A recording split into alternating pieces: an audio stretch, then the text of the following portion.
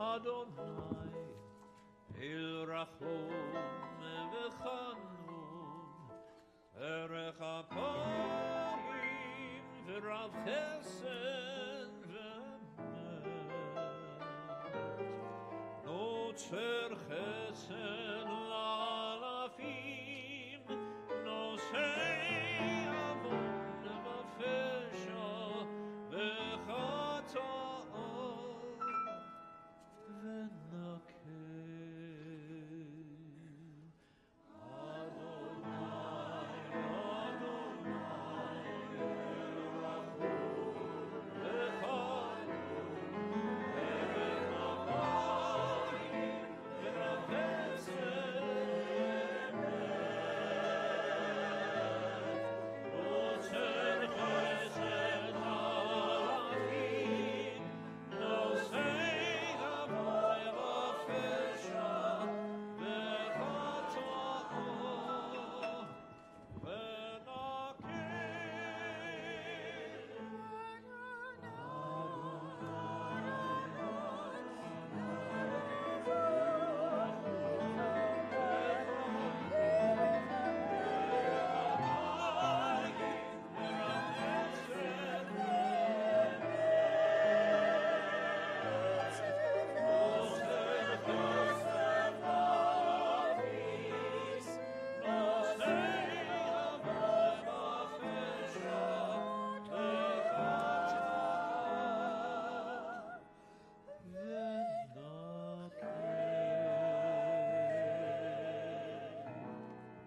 Va'ani tefilati, tefilati lecha Adonai et ratzon Elohim.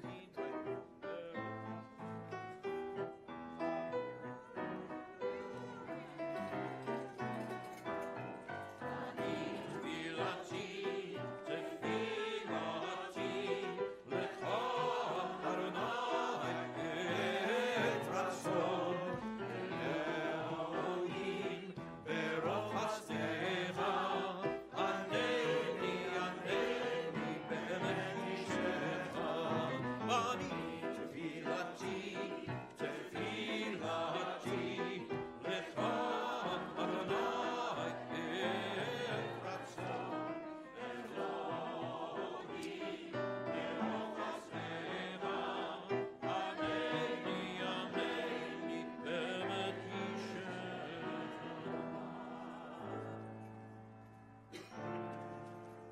Shema Yisrael, Adonai Eloheinu, Adonai Echad.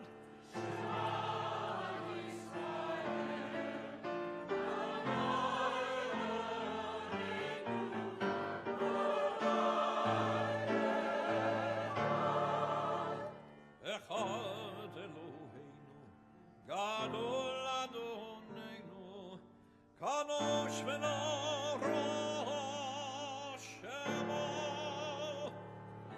Echad Eloheinu, Gadol Adonenu, Kadosh v'lo Rosh Shemo.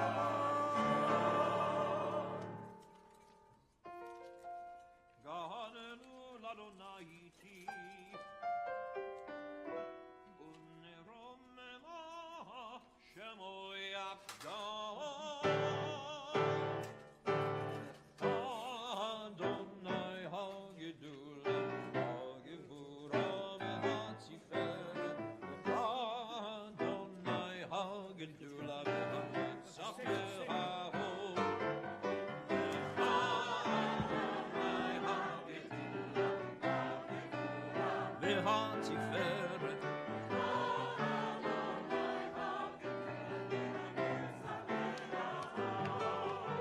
Gidol b'shamayim u'ha'aretz lecha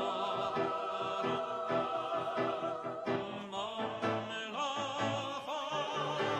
lecha Adonai HaGedul v'Hatziferet.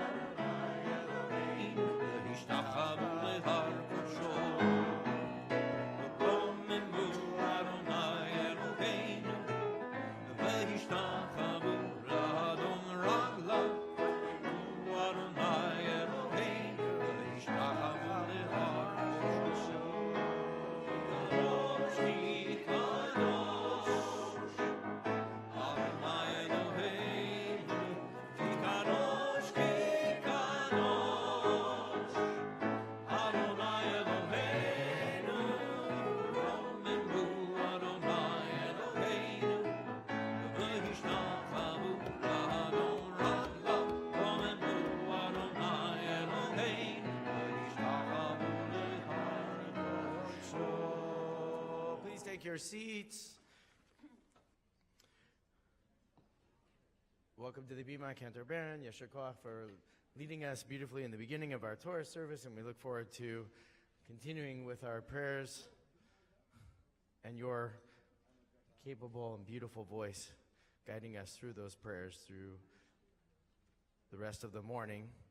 And as you take your seats and you open up the books, turn to page 220. That's where the Torah reading is going to begin.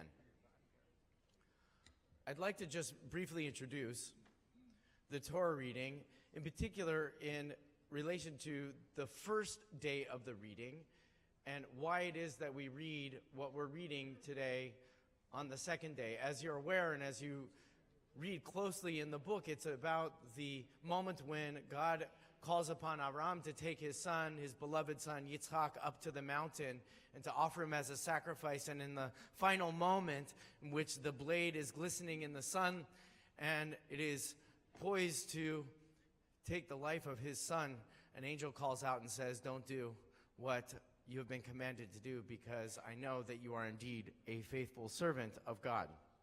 And it's very troubling. I remember years ago, about a little bit more than a decade ago, Rabbi Shoyce and I had a play. We sat down here, we set up a table, and it was like the coffee table of Abraham going back and talking to Sarah about what had just happened.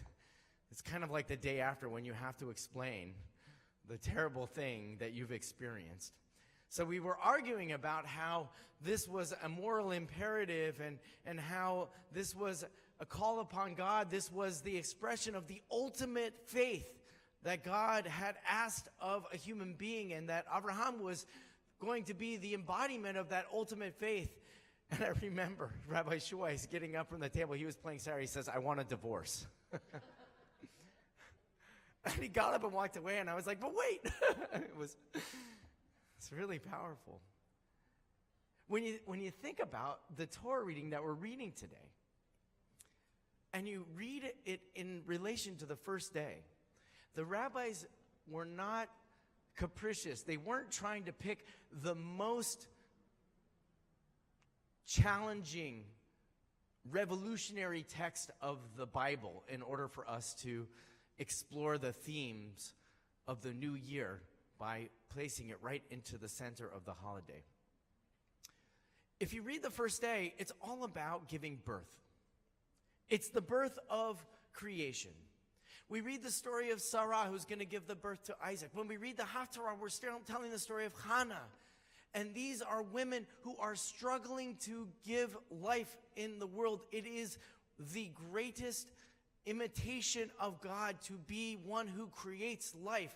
As God speaks into the world and brings forth life, so too does a human being have the capacity to bring life. And the first day, we're reading all about how difficult that is. It's not simply enough that we come here year after year after year and remind ourselves that creation is possible and that it's easy and that you just renew the calendar and start all over again.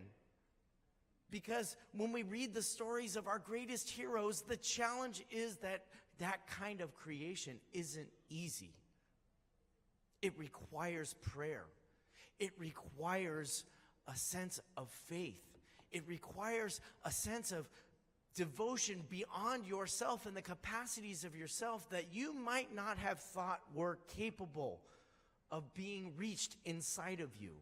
And so the first day reading is all about looking deeply inside and saying, if Sarah can be struggling with bringing life into the world, and Hannah can struggle with bringing life into the world, then so too can we struggle with being creative as a new year begins.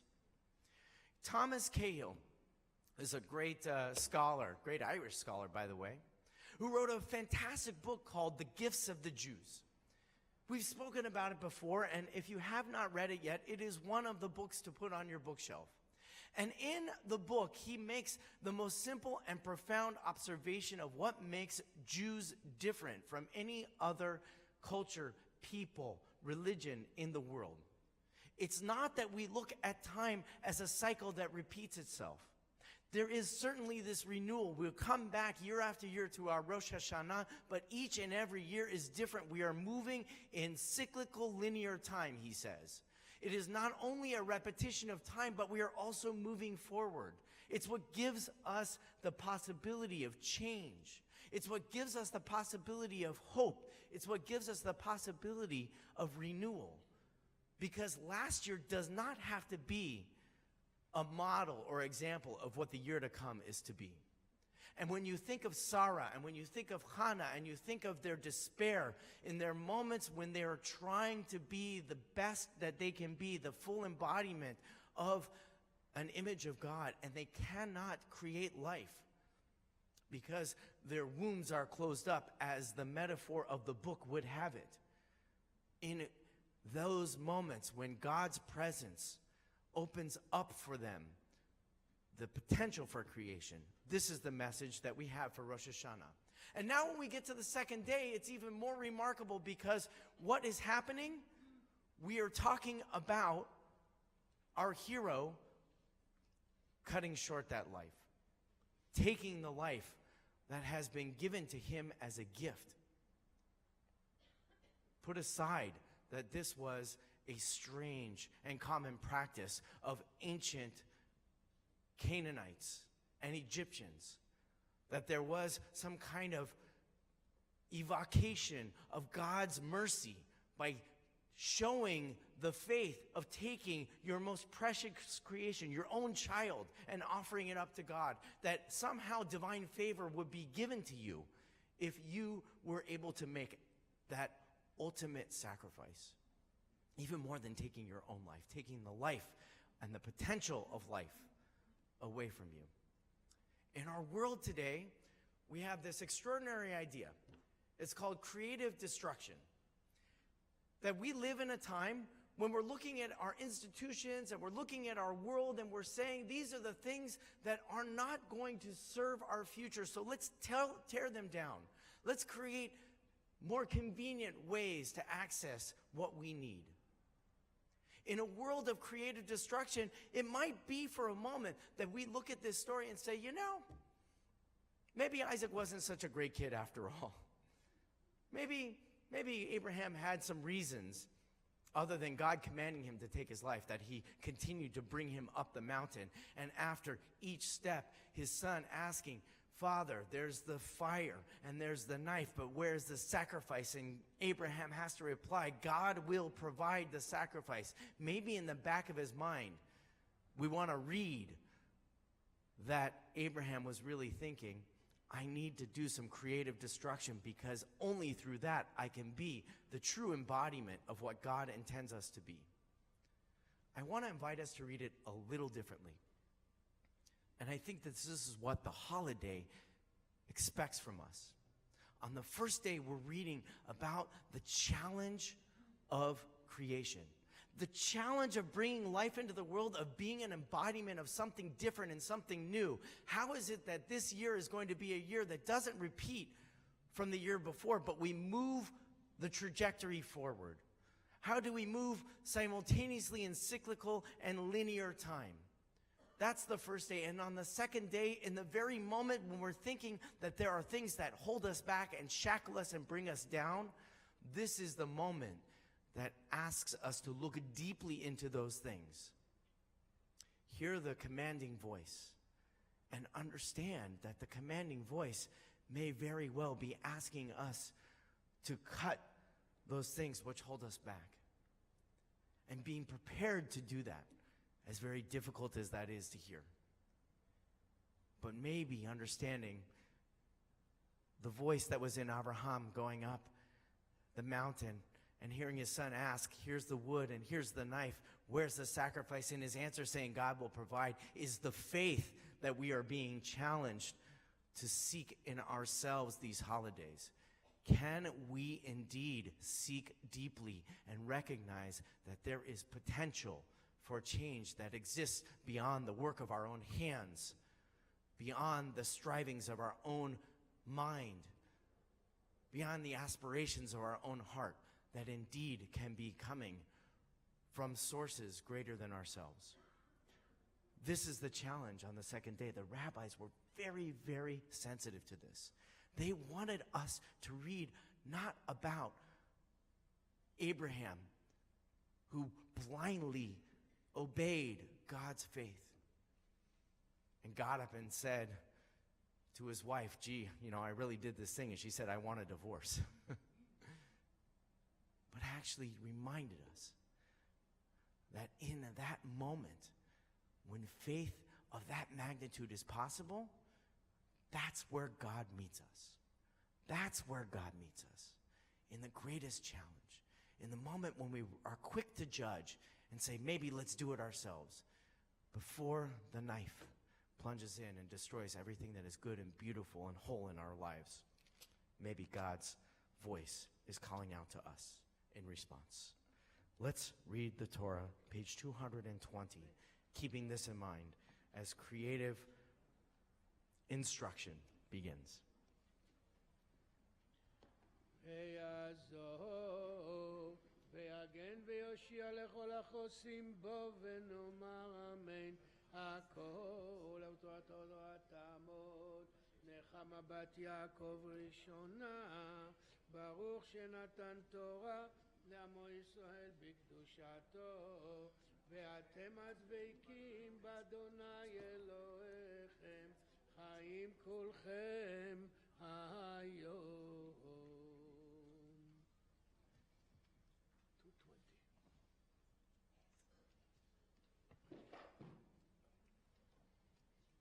220.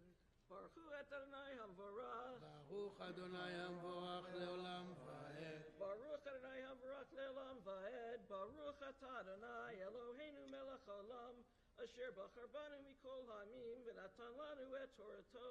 Baruch atah Adonai noten ha'torah. Amen. Amen. Vayhi achar hadvarim ha'ele ve'Elohim nisa et Avraham vayomer elah Avraham vayomer Hineni vayomer kachna et bincha et yechidcha asher achavta et Yitzchak velech lecha eretz Hamoria vahelu sham le'olah al echad hecharim asher amar elecha וישכם אברהם בבוקר וחבוש את המורה ויקח את שני נעריו איתו ואת יצחק בנו ויקבצי עולם ויקם וילך אל המקום אשר אמר לו אלוהים. Baruch atah Adonai Eloheinu melech haolam, asher natan lanu Torah emet, v'chayei olam nata b'chenu. Baruch atah Adonai noten ha'torah. יעמדו אליהו בן נתן ופגל ואשתו פשע בת ישראל ופרידל לעלייה השנייה. Baruch Hu Adonai Hamvorach. ברוך אדוני Baruch Adonai Hamvorach le'olam va'ed. Baruch atah Adonai Eloheinu melech haolam, asher bachar banu mikol ha'amim v'natan lanu et Torato. Baruch atah Adonai noten ha'torah. Amen. Bayom השלישי, וישא אברהם את עיניו, וירא את המקום מרחוק. ויאמר אברהם אל נעריו, שבו לכם פה עם החמור, ואני והנער נלכה עד כה, ונשתחווה ונשובה עליכם. ויקח אברהם את עצי העולה, ויעצם אל יצחק בנו, ויקח בידו את האש ואת המאכלת, וילכו שניהם יחדיו. ויאמר יצחק אל אברהם אביו, ויאמר אבי, ויאמר הנני לי, ויאמר הנה האש והעצים, ויעשה לעולה. ויאמר אברהם אלוהים יראה לו עשה לעולה ביני, וילכו שניהם יחדיו. Baruch atah Adonai Eloheinu melech haolam, asher natan lanu Torah emet, v'chayei olam nata b'tochenu. Baruch atah Adonai noten ha'torah. 3rd Leon, page 222. יעמדו ירחמיאל בן שלמה ויהודית ואשתו מהשבת ברור וגיטל לעלייה שלישית. Baruch Hu Adonai Ambarach. ברוך אדוני המבורך לעולם ועד. Baruch Adonai Ambarach Le'olam Va'ed. Baruch Atah Adonai Eloheinu melech haolam asher bachar banu mikol ha'amim v'natan lanu es Torah. Baruch Atah Adonai nosein haTorah. Amen. Vayavo el hamakom asher amar lo ha'Elohim. V'yiven sham Avraham et hamizbeach vayaruch et ha'etzim vayakod et Yitzchak beno vayasem oto al hamizbeach mimala etzim. Vayishlach Avraham et yado vayikach et hama'achelet lishchot et beno. Vayikra elav malach Adonai min hashamayim vayomer Avraham vayomer Hineni vayomer al tishlach yadcha el hana'ar al ta'aslo me'uma ki ata yadati ki yirei Elohim ata v'lo hasachta et bincha et yechidcha mimeni. Vayisa Avraham et einav vayar vahine ayel achar ne'achaz basvach bekarnav vayelech Avraham vayikach et ha'ayel vaya'alu le'ola tachat beno vayikra Avraham shem hamakom hahu Adonai Yira'eh asher yemer hayom bahar Adonai Yira'eh.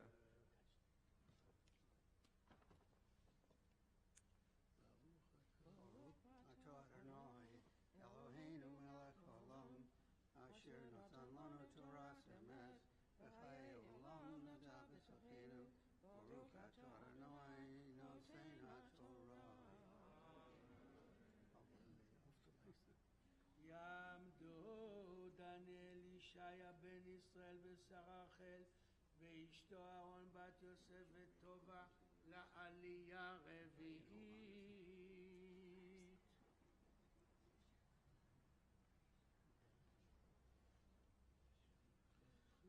Baruch Hu Adonai Hamvorach. ברוך אדוני המבורך לעולם ועד. Baruch Adonai Hamvorach Leolam Va'ed. Baruch Atah Adonai Eloheinu melech haolam asher bachar banu mikol ha'amim v'natan lanu et Torato. Baruch Atah Adonai noten haTorah.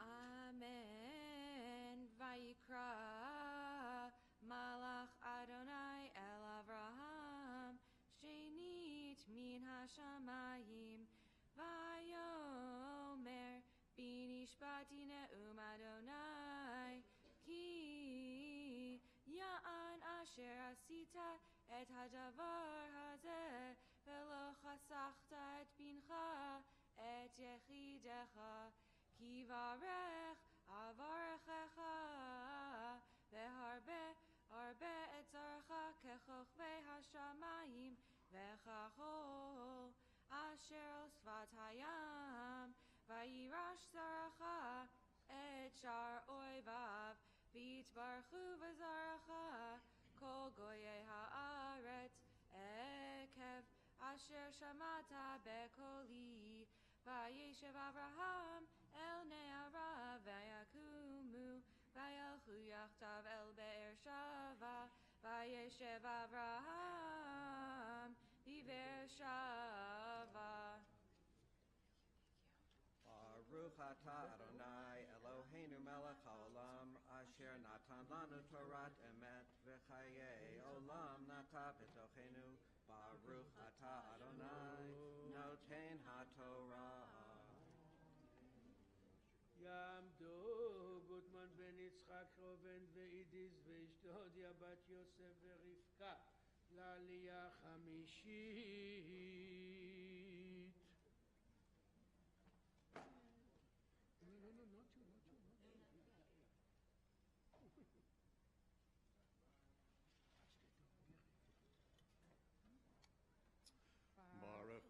Baruch Adonai Hamvorach. Baruch Adonai Hamvorach Leolam Vaed. Baruch Adonai Hamvorach Leolam Vaed. Baruch Atah Adonai Eloheinu melech haolam asher bachar banu mikol ha'amim v'natan lanu et Torato. Baruch Atah Adonai Noten HaTorah. Amen.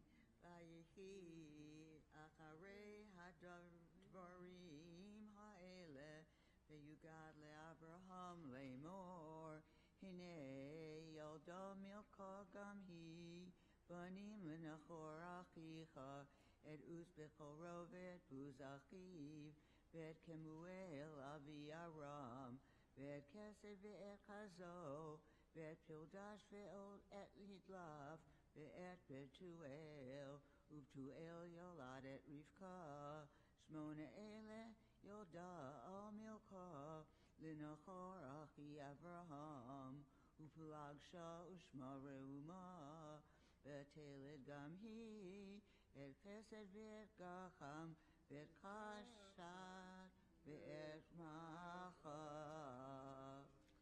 Baruch atah Adonai Eloheinu melech haolam asher natan lanu Torat emet v'chayei olam nata b'tochenu.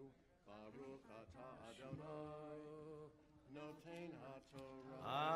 Amen. יתגדל ויתקדש שמי רבה Amen. ויולמד דברכיותי וימליך מלכותי וחייכות וביומר טוב חיי דכל בית ישראל בגלה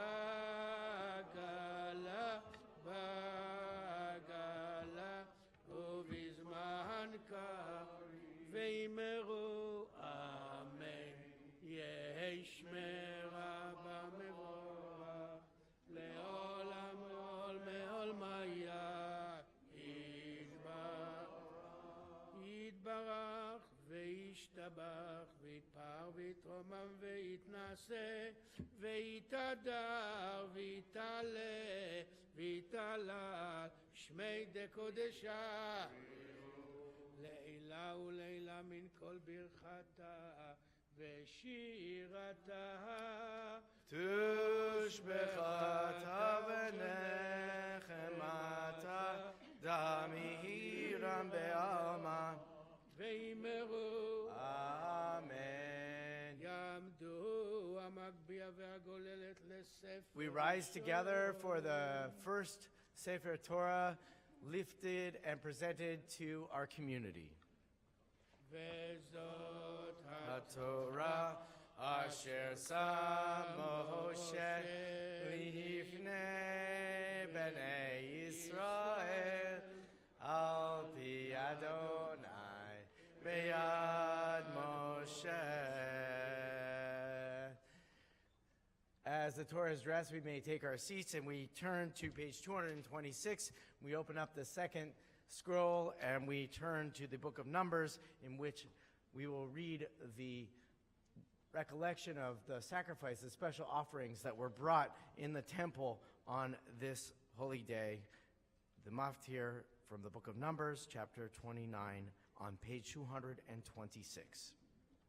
יעמדו שרה בת צבי ומיכל ברל יוסף בן פנחס לייזר ולרחל ואת רחל בת משה ושרה מפטירים חזקו חזקו. ברכו את אדוני המבורך. ברוך אדוני ברוך אדוני המבורך לעולם ועד.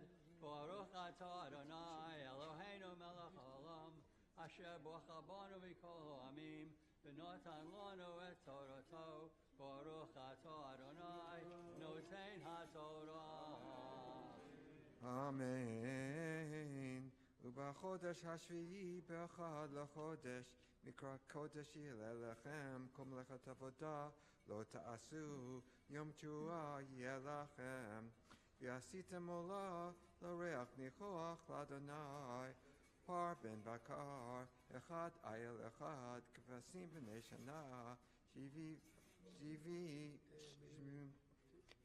timim, umin chatam, solet belulav hashamen, shlosha esronim lefar Ishnayim esronim le'ayil, Yisaron visaron echad, Likivat ha'echad, Leshivat ha'kvasim, Useir izim echad chatat, Lechaper alechem, Milavad ulat ha'chodesh, Umin chatam, Oveolat ha'tamid, Umin chatam, V'niskehem k'mishpatam, L'reach nichoach ishel Adonai.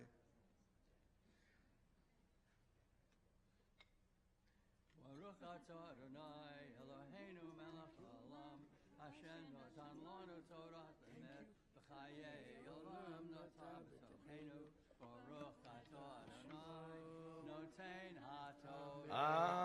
Amen. יעמדו המגביה והגוללת לספר שני. We rise once again as the second Sefer Torah is lifted and presented to the community. וזאת התורה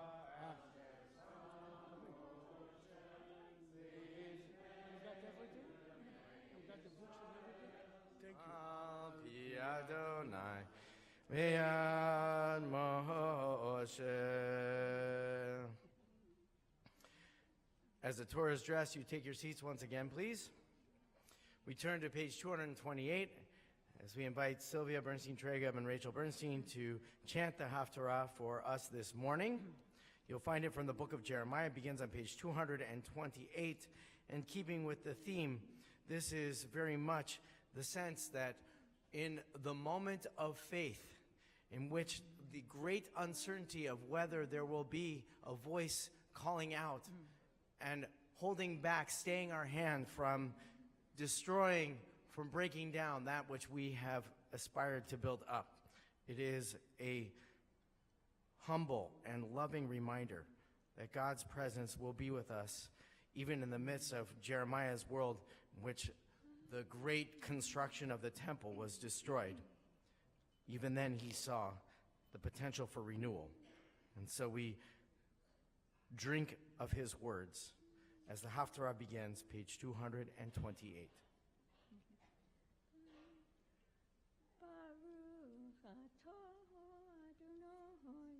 Eloheinu melech olam, asher bachar b'nbi'im tovim, v'ratza v'divrehem hanehemarim be'emet, baruch atah Adonai, aboher b'torah, u'moshe avdo, u'yisrael amo, u'v'nbi'ei Ha'emet v'tzedek, kohu amar Adonai matzachein b'midbar, aham shbidei ha'arev, haloch v'hagiu Yisrael, mirachok Adonai nirali, v'yahaveit olam achivti, al kein mishachti chased, Oh, divnei ben divnei,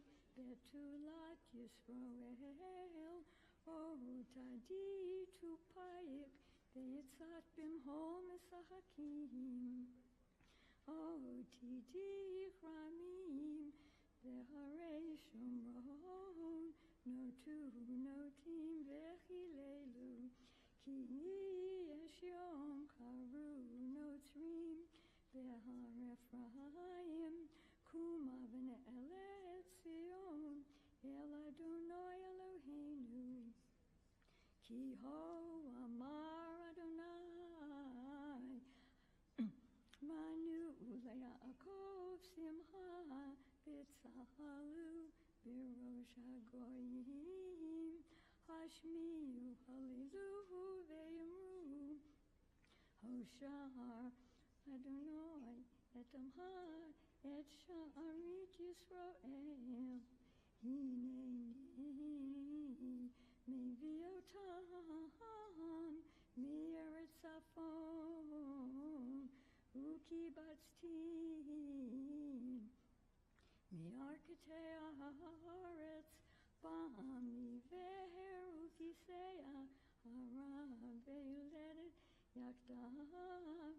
Be'aho gadol yashuvena B'vi'avo uvitar hanunim Olehem al-nachalei mayim B'derech yashav lo yekashlu Ba'ki hayiti le'Yisrael le'av Ve'Ephraim b'chorihu Shemud bardonai goim Ve'hagidu ba'im Mimehak Ushmaro mizarei Yisrael Yekabsenu ushmaro kroed edroho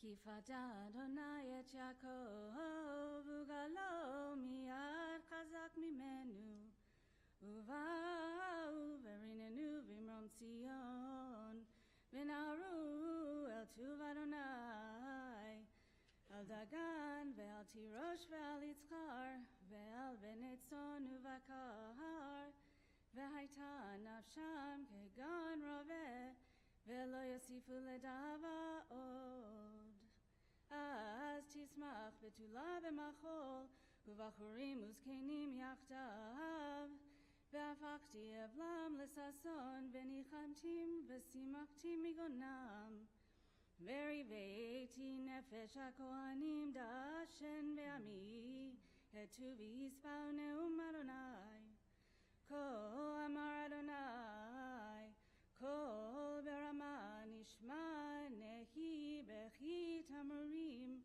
Rachel mevakal vanecha me'adna lahinahem al vanea kienenu Ko amar Adonai mini kolech mi bechi ve'einaech medima Ki yesh sachar lifulatech neum Adonai ve'shavu me'eretz oyev V'yesh tikva lecharitech neum Adonai V'shavu vanim ligvulam Shamoa shamati Ephraim minaderi sartani vayivaser ke'egel elumad Hashiveni ve'ashuva ki ata Adonai Elohai Ki acharei shuvi nichamti ve'acharei hivadi safakti al yarech Boshti v'gam nichlamti, ki nasati cherpa neurai. Haven yakir li Ephraim, im yelet shashuim, ki midei dabri bo, zachor zkerenu od, al kein, chamu me'ai lo, rachem rachamenu, neum Adonai. Baruch atah Adonai Eloheinu melech haolam, tzur kol haolamim, tzadik bechol adorot, ha'el ha'ne'eman ha'omer ve'oseh, hamdaber u'mkayem, shekol dvarav emet v'tzedek. Ne'eman atahu Adonai Eloheinu, v'ne'emanim devarecha, ve'davar echad midvarecha, achor lo yashuv rekam. Ki hamelech ne'eman, v'rachaman ata, Baruch atah Adonai. Baruch Shema. Ha'el ha'ne'eman b'chol dvarav. Amen. Rachem al Tzion ki hi beit chayenu, ve'elalu vad nefesh toshia b'meira v'yameinu. Baruch atah Adonai. Baruch Shema. Mesameach Tzion bevanecha. Amen. Samcheinu Adonai Eloheinu, Beliyahu hanavi avdecha, uv'malchut David meshinhecha, b'mehera yavo ve'yagel libenu, al kiso lo yeshev zar ve'lo yinchalu od acherim et kvodo, ki v'shem kodshecha nishbata lo, shelo yichbe nero le'olam va'ed.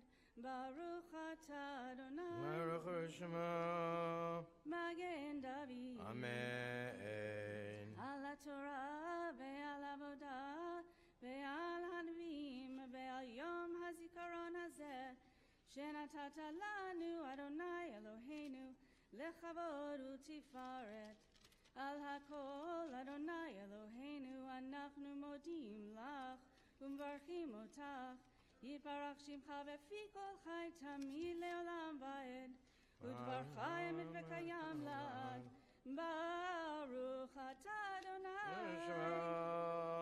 Melech HaKol Haaretz Mekadesh Yisrael Melech HaKol Haaretz Mekadesh Yisrael Melech HaKol Haaretz Mekadesh Yisrael Melech HaKol Haaretz Mekadesh Yisrael Ve'yom hazikaron Amen. Yishar Kochechen, thank you, Sylvia and Rachel, for chanting Haftorah for us once again beautifully this year. And to all of our Ba'alei Kriyah, all of our Torah readers this morning, we thank you for your preparation and for leading us through the Torah service. To Jamie Wanger, to Talia Wanger, to David Braun, to Danielle Wanger, Judith Geller-Wolstein, and Jonathan Braun for reading all of our Torah. And we welcome forward now Adam Binder to come forward to help us conclude the Torah service, which will be found on page 250 with the words of Ashrei. We welcome Adam forward, and we chant along with him responsively.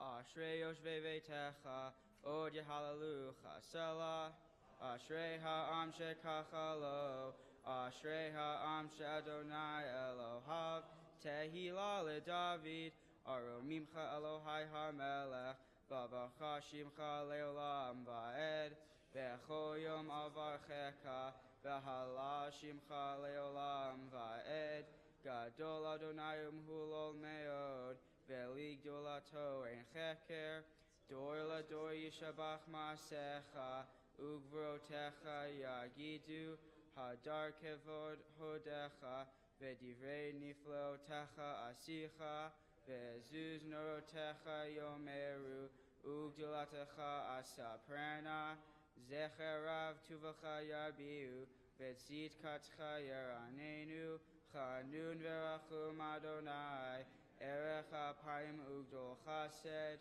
Tov Adonai Lakol, Verachamav Al Kol Ma'asav, Yoducha Adonai Kol Ma'asecha, Vechasidecha Yevarchucha, Kevod Malchutecha Yomeru, Ubrotecha Yedaberu, Lehodia Livnei Hadam Grotav, Uchvod Hadar Malchuto, Malchutecha Malchut Kol Olamim, Umem Shaltecha Bechol Dor Vador, Shomech Adonai Lechol Hanoflim, V'zochech Lechol Hakfufim, Einechol Elocha Yizaberu, Ve'atar Noten Lehem Et Echlam Be'ito, Podeach Et Yadecha, Umatzbiya Lechol Chai Ratzon, Tzadik Adonai Bechol Derachav, V'chasid Bechol Ma'asav, Karov Adonai Lechol Korav, Lechol Asher Yikra Uhu Ve'emet,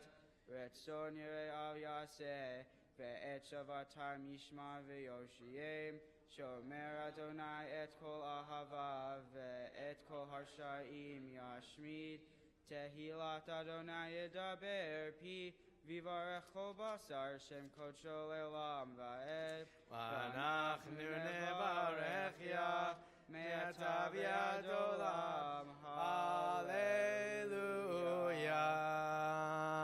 Before we return the Sifrei Torah, and we don't customarily do this, and I feel like we miss it, and it's an important moment in the gathering of our community to offer prayers of healing and strength for all of our loved ones, all of our friends, our members of our family, our extended members of our family. There are those that are not here with us that are suffering at this time, and we hope that through our learning and through our prayers we can bring them light and strength in the midst of their darkness. So please, if you have the name of someone who you would like to acknowledge in the midst of a collective prayer for healing for those in need at this time, please Stand up, and as we go around, you'll just have a moment to acknowledge that person.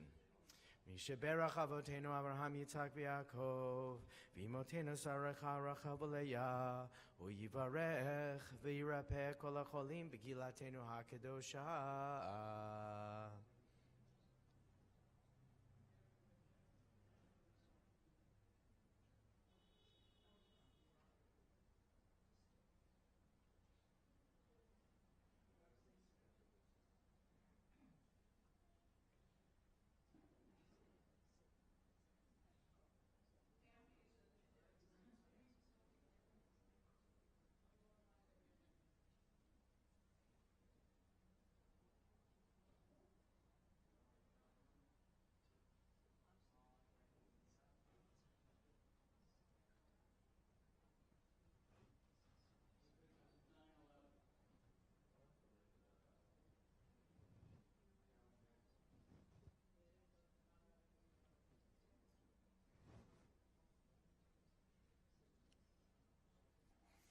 Kadosh Baruch Hu Yimalei Rachamim Alehem Lachzik Hamarapotam Bishlach Lehem Refuah Shlema Min Hashamayim Refuat HaNefesh Refuat HaGuf Betoch Shar Cholei Yisrael Yom Tov Hu Milizok Urufuah Krova Lavo Hashta Bagalav Izman Kari Venomar Amen. May the Holy One who brings blessings of healing and strength from our ancestors to us, Abraham, Isaac, and Jacob, Sarah, Rebecca, Rachel, and Leah, please bestow blessings of healing and strength and of nourishment and of hope for all those who are suffering from illness at this time.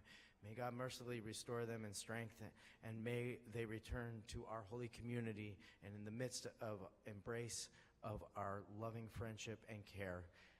And even though Rosh Hashanah is a time in which we refrain from petitions, it is our hope that our prayers are heard on high and in the hearts of those in need. And we say together, Amen. Amen.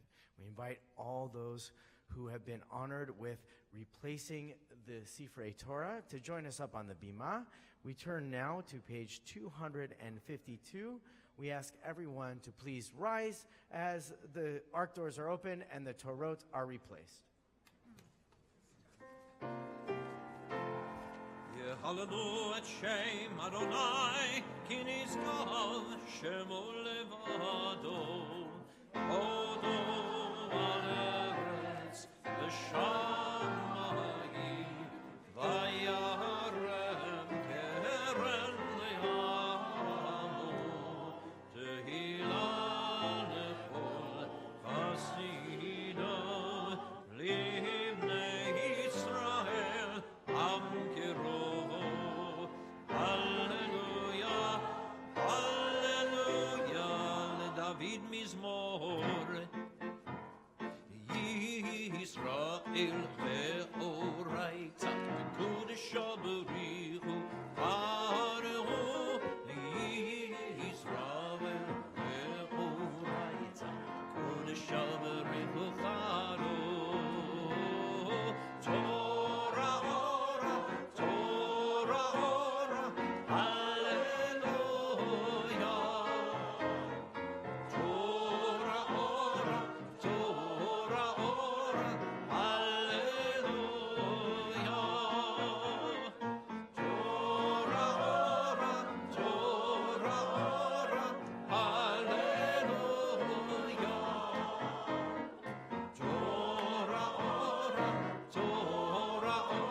Torah, hallelujah,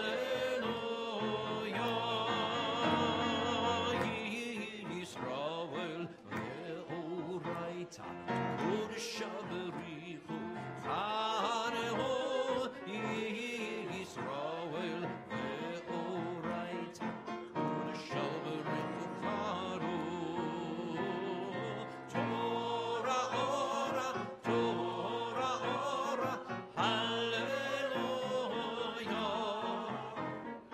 Torah, Torah, hallelujah.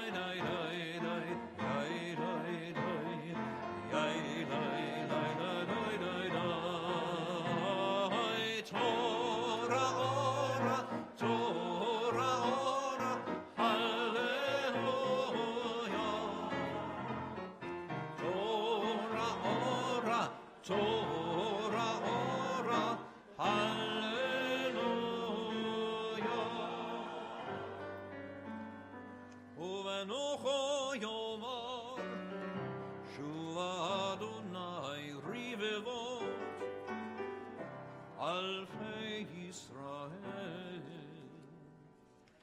Mitzvayim ilam achazikim ba Mitzvoncheh ha-mehushma Mitzvayim ilam achazikim ba Mitzvoncheh ha-mehushma Ve'atan noam Ve'chol netivoteh ha-shalom Ve'atan noam Ve'chol netivoteh ha-shalom Hashivenu Adonai Nechamed Nashova Hashivenu Adonai Nechamed Nashova Kadesh Yameinu Kadesh Yameinu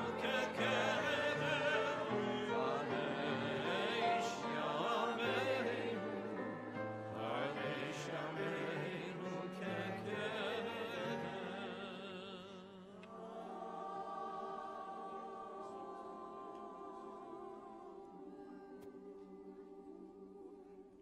Please take your seats. So Adam was extraordinarily generous to allow me to hold this as a prop. This is the shofar. We're about to begin the shofar service. And I have to tell you that as I asked him, it drew my mind to the Harry Potter series. Because if anybody knows the story, it's about these magicians and their wands. And there is this pivotal moment towards the end of the series in which the villain character, he who must not be named, turns to his cabal and he says, my wand won't defeat Harry Potter because it's from the same source. But maybe if I have one of yours, I'll be able to defeat him.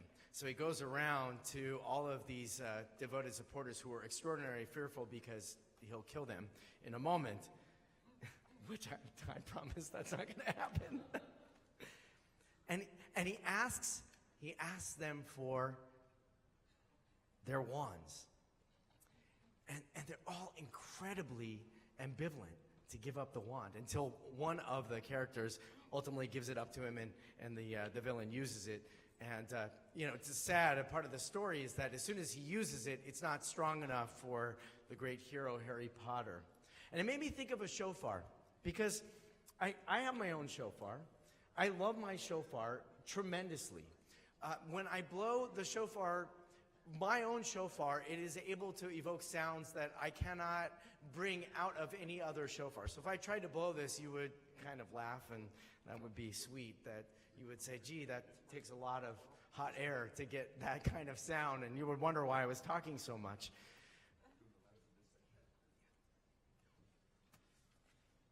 The idea that this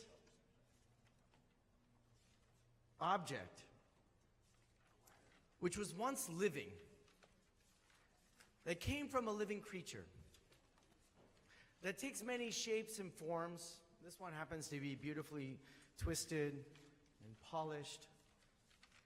What an extraordinary animal that it must have been to have it attached to its head at some point in time. And it was cleaned out, and it was hollowed through, and it was turned into an instrument.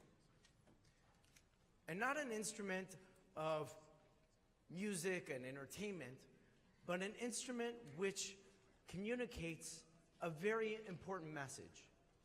It's not just enough that this is an announcing tool to pronounce the new month as was done by our ancestors thousands of years ago.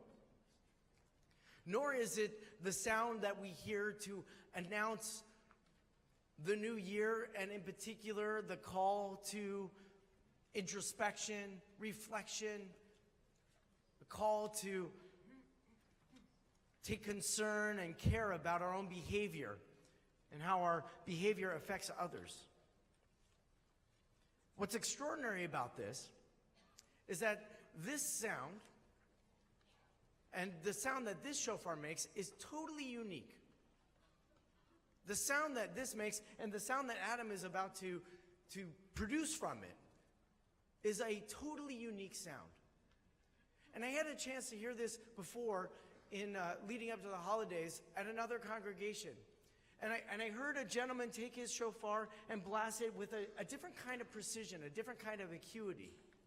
And if you go down the hall and you hear the Sephardic service and you hear when they blow the shofar, they're blowing the shofar with different sounds, with different attention.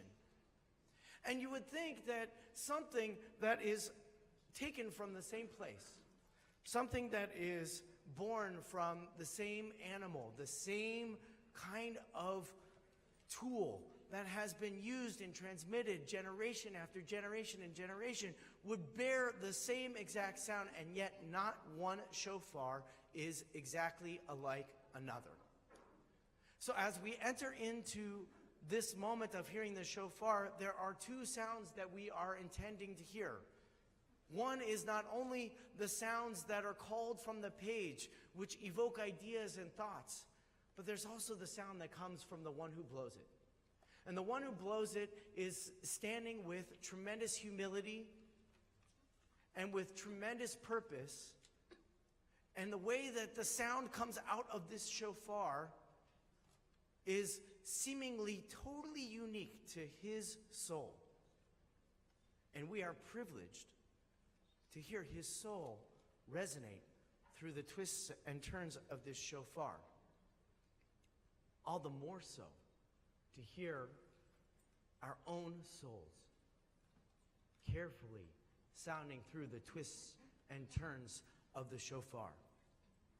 And as we hear the shofar today, more than the words on the page and more than the sounds of the one who blows it, and we hear the sounds of our own souls radiating, it is the most powerful sound that our holiday can produce. Looking around, we have an incredibly diverse community with different needs and different aspirations. Each of us bears uniqueness. Standing in a large crowd, we might think that we're all the same. It's much easier for us to call each other us and to see those who are standing outside the door then. The shofar reminds us that this unique sound that pulsates from the shofar is our own unique sound that resonates with the unique sounds of each and every one of us in this room. How powerful it can be when the resonance of our uniqueness blend together, not in a monotony, but into a beautiful chorus, a symphony of aspiration, a symphony of transformation, a symphony of possibility, a symphony of growth. This is what the shofar service intends for us, all from a natural creation, from something that once walked the face of the earth and now is turned into an instrument of holiness, an instrument of greatness. Let us enter into that greatness and holiness together. As we turn to the shofar service, it is found beginning on page 245. We ask everyone to please rise. Here's a little nigun to welcome the sound of the shofar. La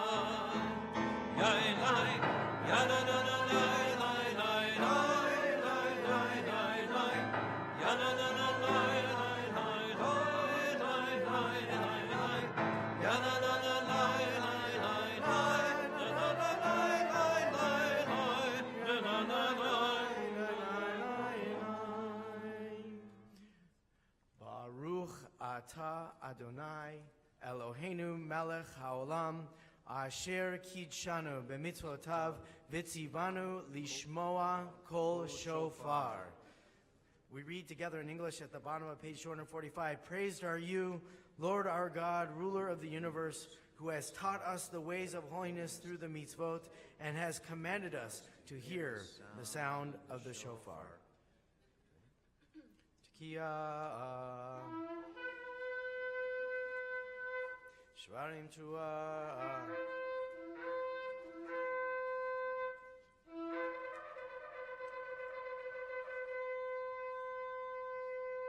Tekiah, Tekiah, Shvarim Truah,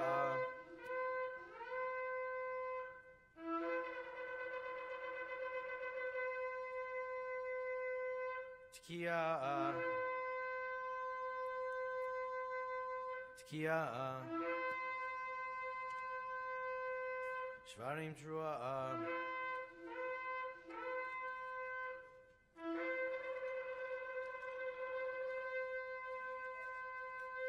Tekiah,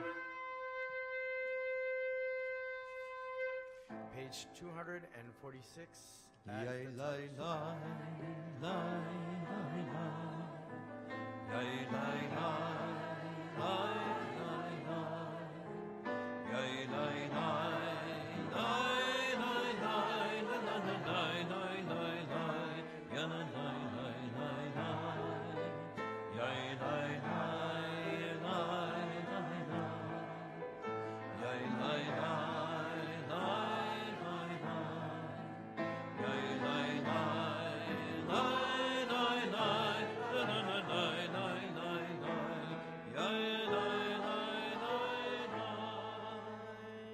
Once again, middle of page 246. Tekiah, Shivarim, Tekiah, Tekiah, Shivarim, Tekiah, Tekiah, Shivarim, Tekiah,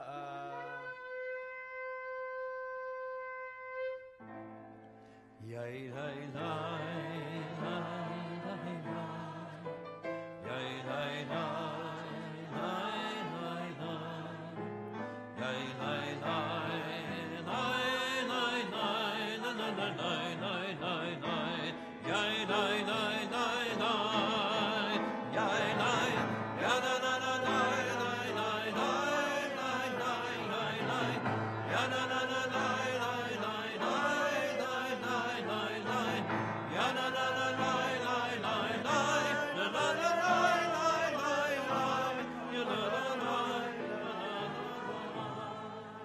Please join with me at the bottom of page 246. We read together in English.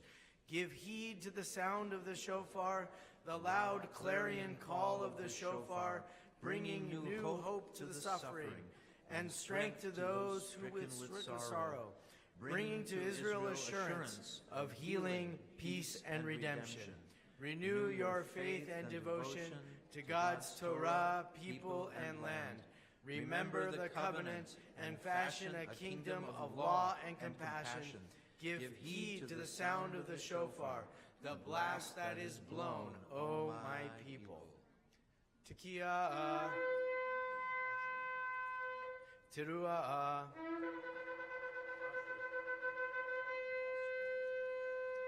Tekiah, Tekiah, Teruah, Tekiah, Tekiah, Teruah, Tekiah Gedolah.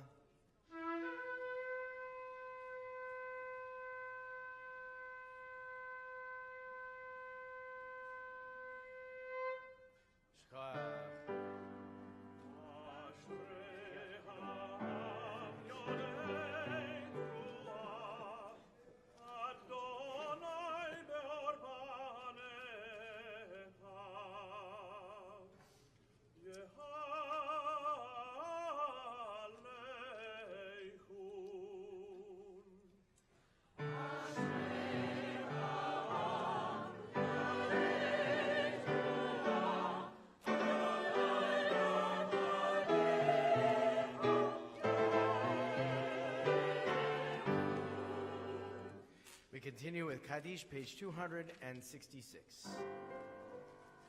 Yitgadol, Vayitkadosh, Shemei Rabal,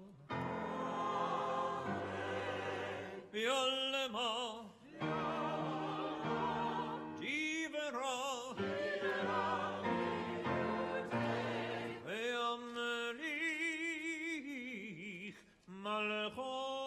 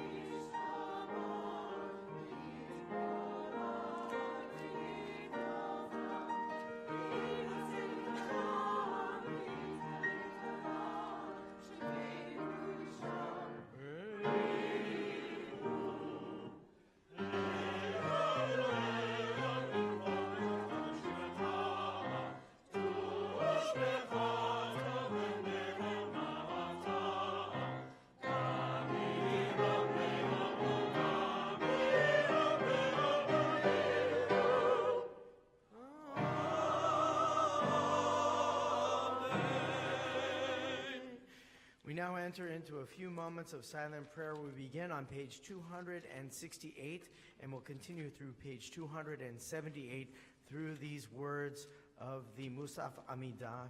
At the conclusion of your personal prayers, you may take your seats. The Musaf begins.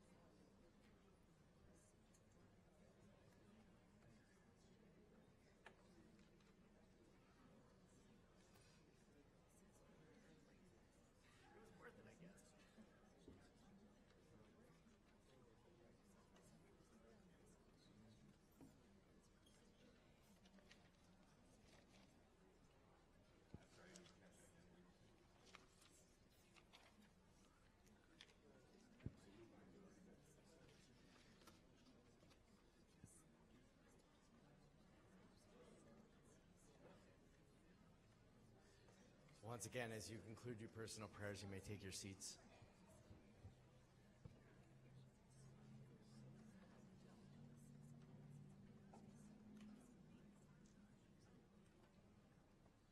I'd like to begin with a word of introduction to the Hineni prayer that we're about to participate in. In a moment, once we begin, Cantor Baron will be making his way forward to the bima, and the words, as you'll read them in a few moments, are about a profession of humility and of awe for the responsibility that the cantor bears, but for the entire community shoulders as a burden in this most awesome moment of our prayers. And so the gesture is that as the cantor makes his way forward, each of us will rise row by row and to stand in presence with him as he emerges on the bima to lead us through these prayers. And I want to begin with a thought. It started a couple weeks ago, if you noticed it. Driving down Van Nuys, or I'm driving down Magnolia, or I'm driving down Ventura Boulevard, and I see these signs. Friendship is. Have you seen them? Friendship is liking their cat. Friendship is holding cilantro. Friendship is understanding them when they make no sense. Have you seen them? It's kind of remarkable. Driving down the boulevard, and I have these posters that are reminding me all about friendship. And I think, how great is it? We live in a world in which some of these things that are so important to us, there's a nice gentle reminder every once in a while. This time it's plastered on a big, huge billboard. And then if you pay attention at the bottom, there's this little thing called a hashtag. You see it? It's hashtag. It says a million little things. Now I thought, that sounds sweet. Maybe it's some like public service announcement or anything like that. It's actually a television show. It's actually a television show. So I saw all these friendship things, and for a moment I thought, wow, we were really a society that was reminding each other that we can understand each other so well. And then we have to have a television show that does that for us. And I thought about this, and it's really remarkable. It's only been about like 20 years, and there was a great television show called Friends. And it was like this wonderful television show. I know, it's me, right? Like I came of age in Friends. And I was watching on the television show all of these people that are acting like friends. And before that, there really wasn't a television show devoted to the concept of friendship. You would see it, maybe the MASH television show where they're working and the friendship is built in the work that they have to do together. But a show focused with the express purpose of teaching us about friendship was a completely new phenomenon. The idea that friendship is something that we need to project onto a screen, to have someone project it back to us in order for us to see what friendship can be, what ought to be, at least in the minds of the artist, is really very telling. It's kind of extraordinary. Kind of extraordinary that we have a need in some way, a very deep and popular need to have these ideas of what friendship ought to be projected to us on billboard screens and television shows in our whole world around us. Ask any one of you what friendship is, and I bet that you have your own friendship is ... And I thought that was a nice thing to do. Turn to the people that you call your friends and define for them what friendship is. That kind of act is something that not only we don't do on a daily basis, but I gather that most of us don't do for many, many years. Friendship that we have cultivated for 20, 30, 40 years, it seems like we don't need to say what the friendship is all about. It just is. And yet, if you were to try and define what it just is, I'd be impressed. I think you would impress yourselves with what friendship is. In thinking about this, one more piece. It's from a most exquisite soul. In 1943, he was a pilot for the French Air Force. Actually, he was a pilot for the French Air Force. He was discharged, and he voluntarily re-enlisted in the French Air Force as an older adult. And he served valiantly and was sadly shot down over North Africa, cutting his life too short. But while he was living, he wrote a few things that continue to be something so beautiful for us today. His name is Antoine de Saint-Exupéry, and he wrote a book called The Little Prince. Have you ever read The Little Prince? Yeah. Took a long time. I read it for the first time this year. Really? That's the next sermon of all the books that I haven't read yet that I had to read. So I read The Little Prince.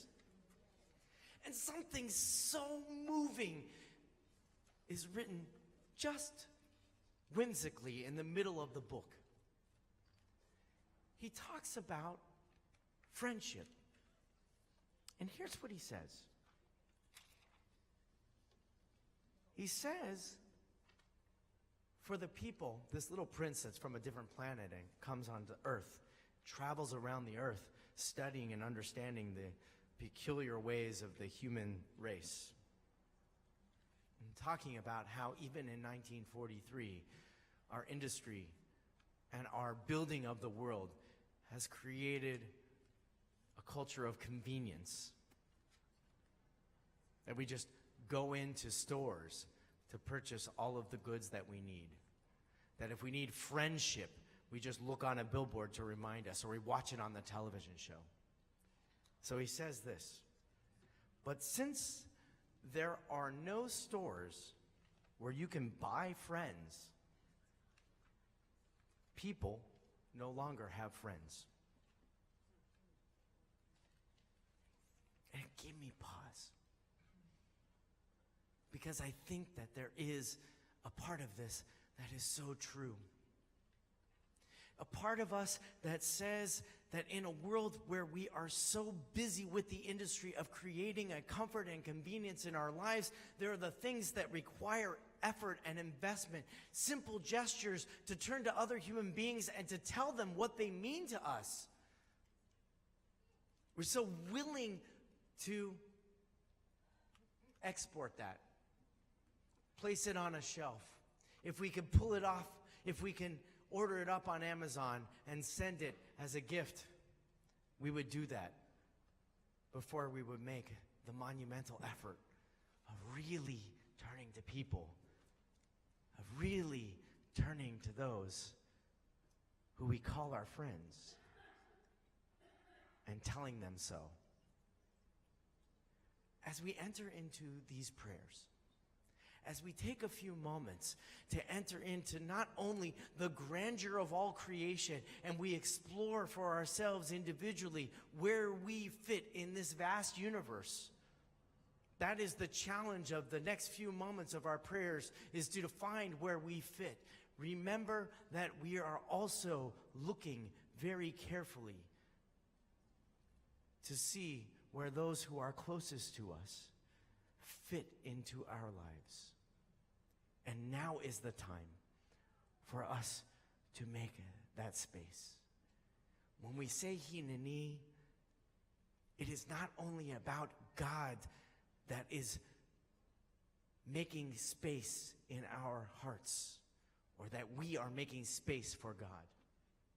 These prayers open up for us the space to bring friends, to renew friends, to remind ourselves of beloved friendships, ones that can't be bought in stores or explained to us on billboards or watched on in television shows, but friends that hold our hands that give us support, that guide us and strengthen us. If only we would be worthy of that kind of friendship. This is our prayer. As Hineni begins on page 279, once again, Cantor Baron makes his way forward.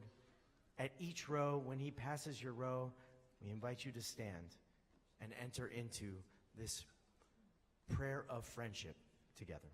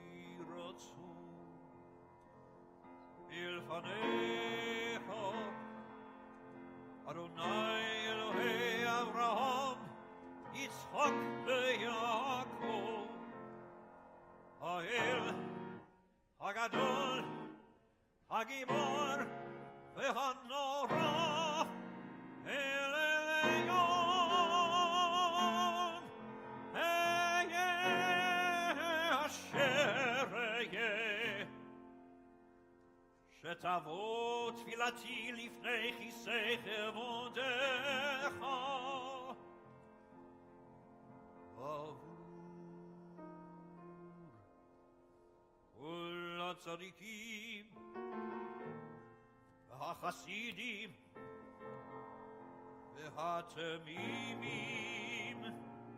והישרים ועבור כבוד שמך הגדול והנורא כי אתה שומע תפילת עמך ישראל ברחמים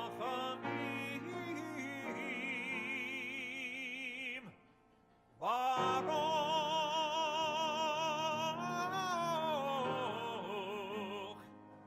בטוח שומע תפילות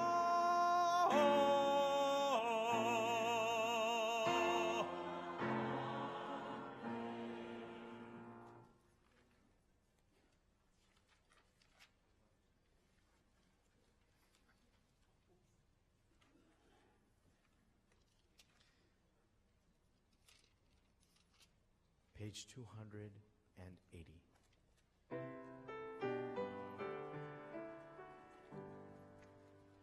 Baruch atah Adonai Eloheinu Elohei Avoteinu Elohei Avraham Elohei Yitzhak Elohei Yaakov Ha'el Hagadol Hagibor V'Hanora El Elyon Gomel Chasadim Tovim V'Konei Hakol V'Zocher Chasdei Avot U'Mevi Goel Libnei V'Neihem Leman Shemo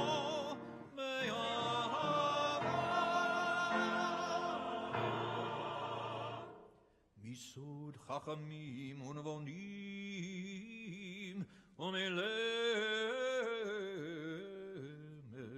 Dat Mevidim Eftecha Fi Bitfilah Uvtachanunim Lechalot Ulechanein P'nei Melech Malchei Amlachim V'Adonai Adonim Zochreinu L'chaim Melech Hafetz V'chaim V'chotmeinu V'sefer HaChaim L'manecha Elohim Chaim V'chotmeinu V'sefer HaChaim L'manecha Elohim Chaim Melech Ozer U'Moshiach U'Magen Baruch Atah Adonai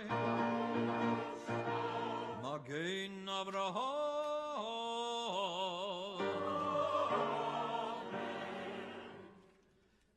Atah Gibor Leolam Adonai Mechayei Meitim Atah Rav Lehoshia Mechalkel Chaim V'Chesed Mechayei Meitim V'Rachamim Rabim Somech Noflim V'Rofei Cholim U'Matir Asurim Umekayem Emunato Lishenei Afar Michamocha Bar Gevurot U'Midon Melach Melech Meimit U'Mechaye U'Matzmiach Yeshua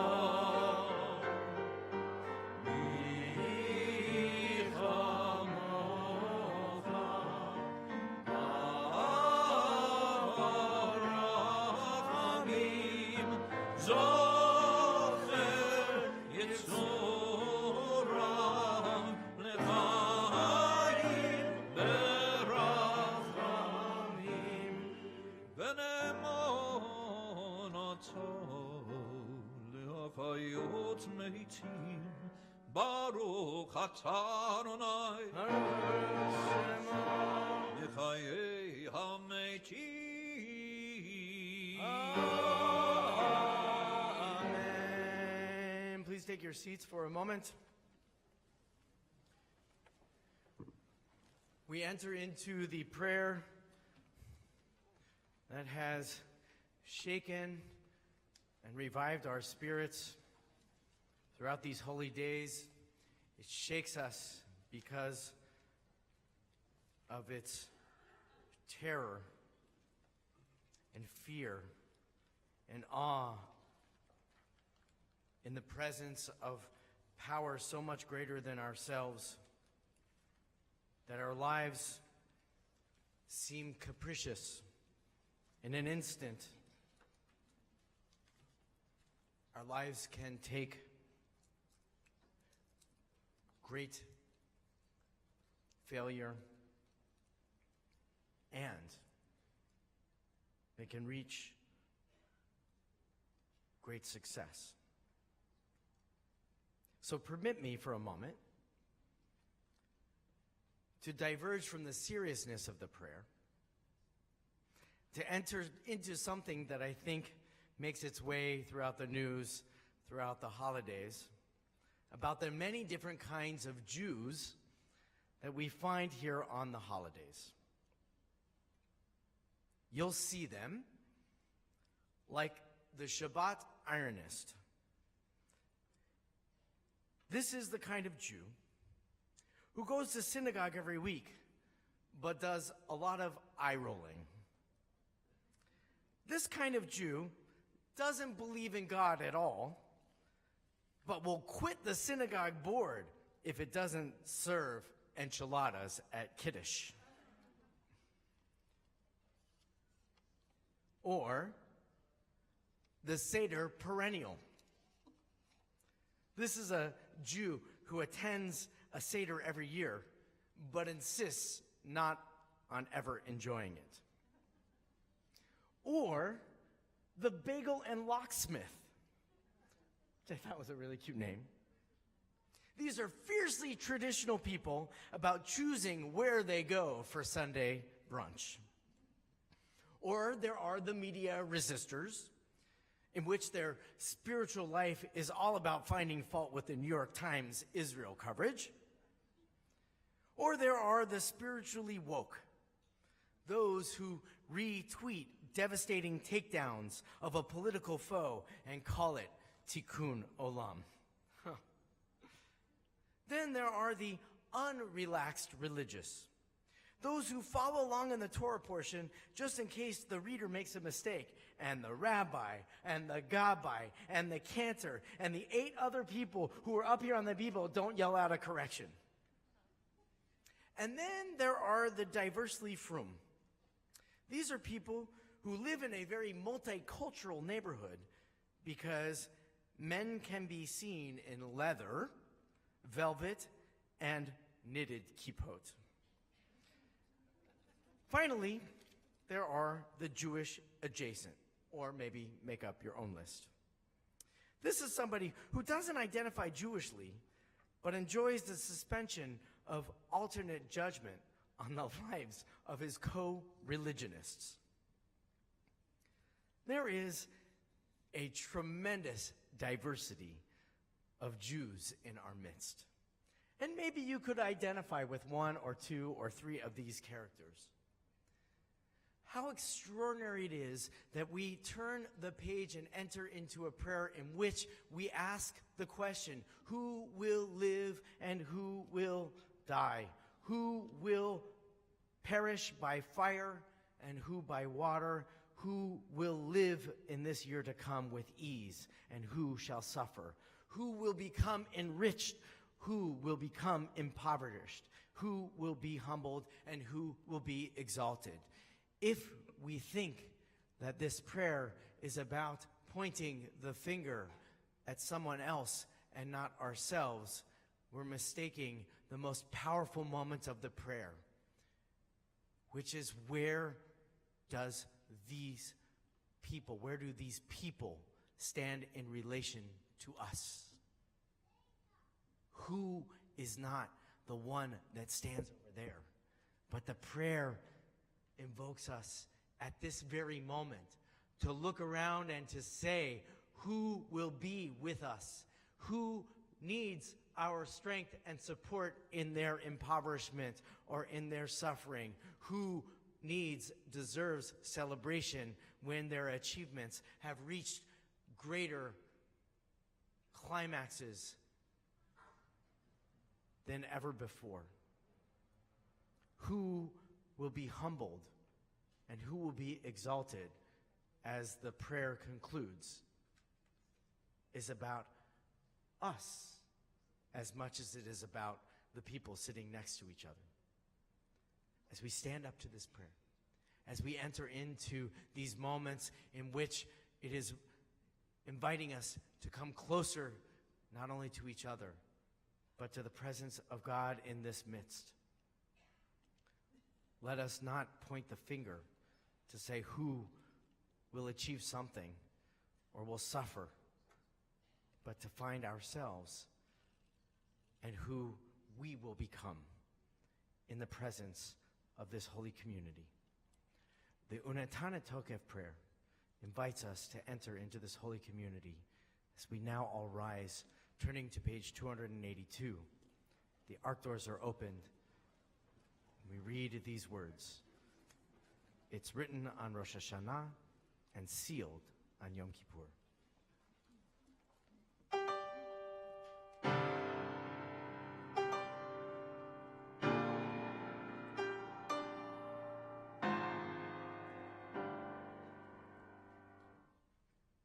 Unetanneh Tokef, Kedushat hayom, ki hu noro hayom, uvo tinasei malchotecha, veikom bechesed kisecho, v'teishev alav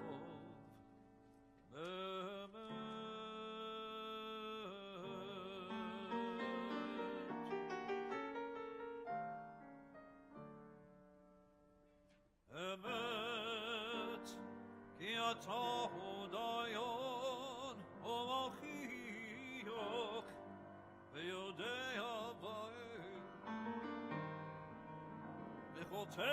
v'chotei v'sofer u'moneh v'tizkor kol hanishkachot v'tiftach et sefer hazichronot v'tiftach et sefer hazichronot u'melav yikarei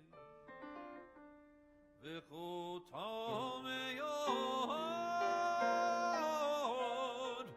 uladom nebo.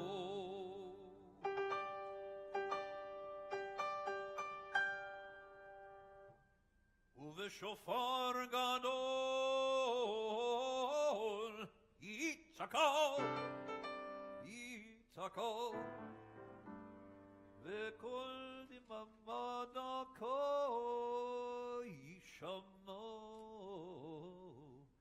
yishamo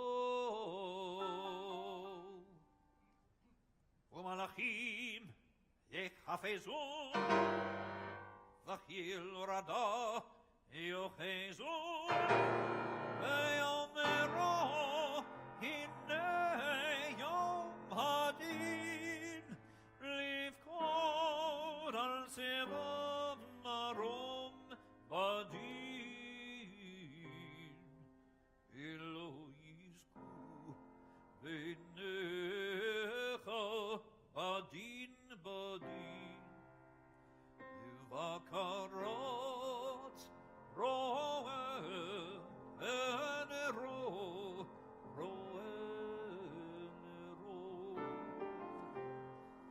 ma'avir tzono tachat shiveto.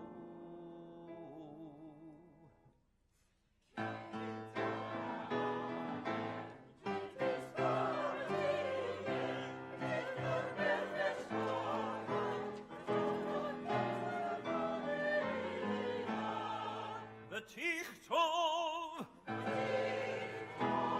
et gezor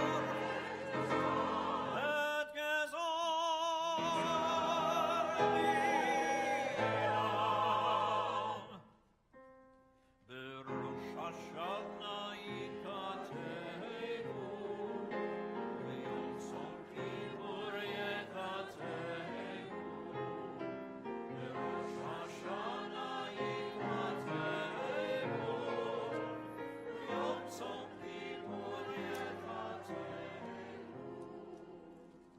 Rosh Hashanah ikatevu u'yom Tzom Kippur yechatevu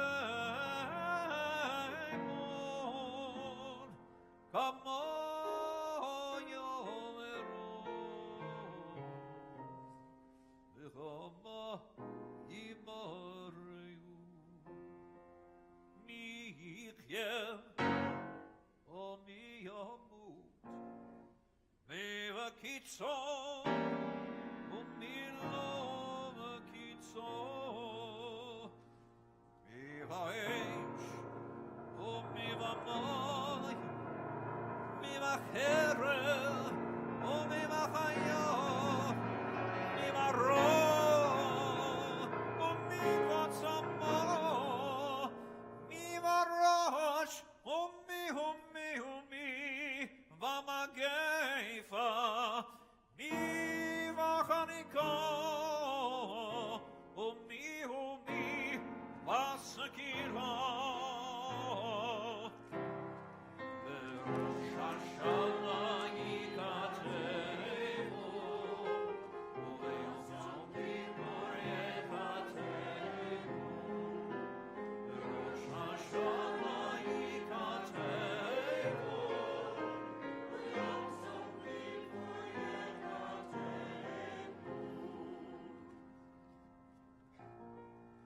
Yanuch o mi yanuch mi shaket o mi taref mi shalef o mi tyasar mi eoni o mi asher mi shofel o mi yarom teshuva o tefila o tzedakah mavirim et roh al gezerah.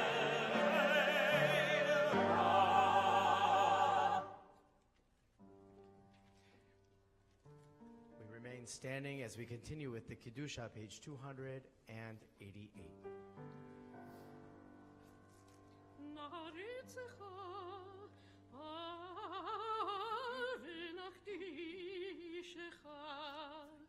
כסוד שיח שרפי קודש, המקדישים שמך בקודש, ככתוב על יד נביאך, וכרז זה ואמר קדוש, קדוש, קדוש, אדוני צבאות, מלך הארץ כבודו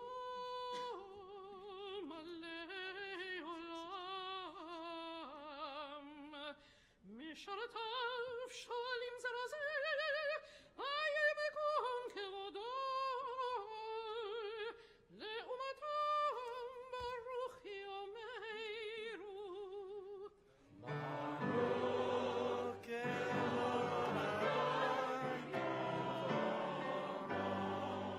ממקומו הוא יפן ברחמים, וביכולם המייחדים שמו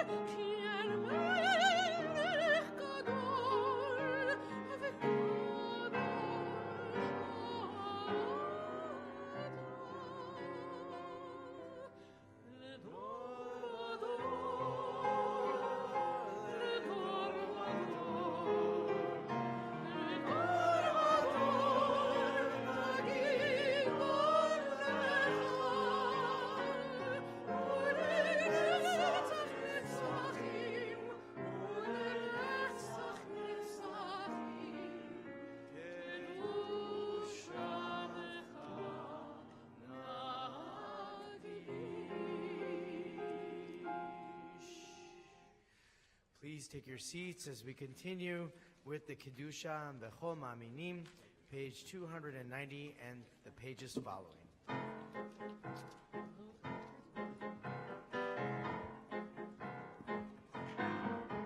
האוחז ביד מידת משפט בכל מאמינים שהוא אל אמונה הבוחן ובודק גנזי נסתרות בכל מאמינים שהוא בוחן כליות הגואל ממו ודפוד משחת בכל מאמינים שהוא גואל חזק וכל מאמינים שהוא בכל מאמינים שהוא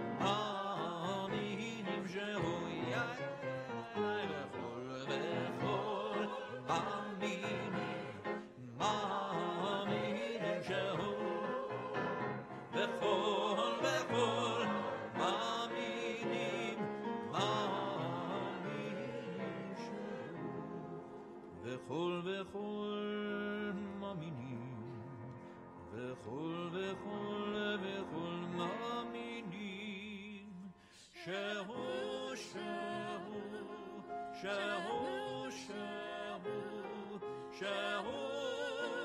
גואל חזון שהוא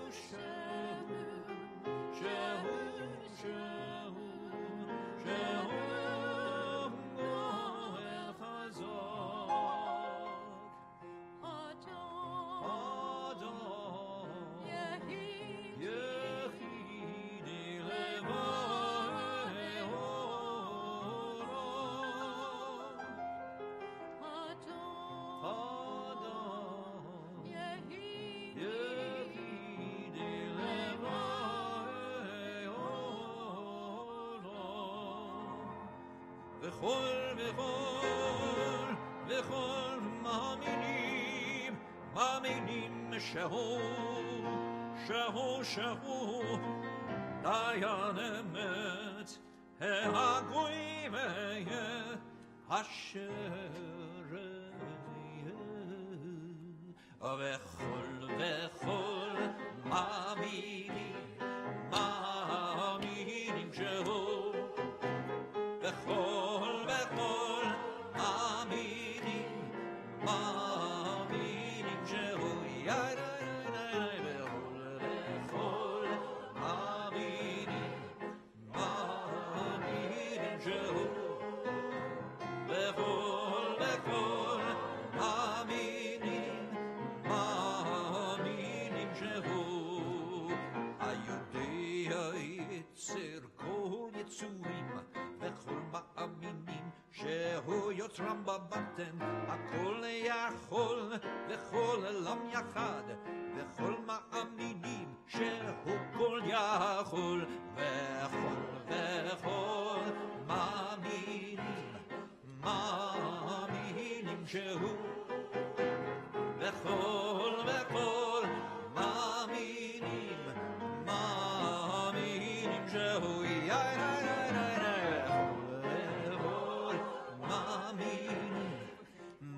מאמינים שהוא וכל וכל מאמינים שהוא.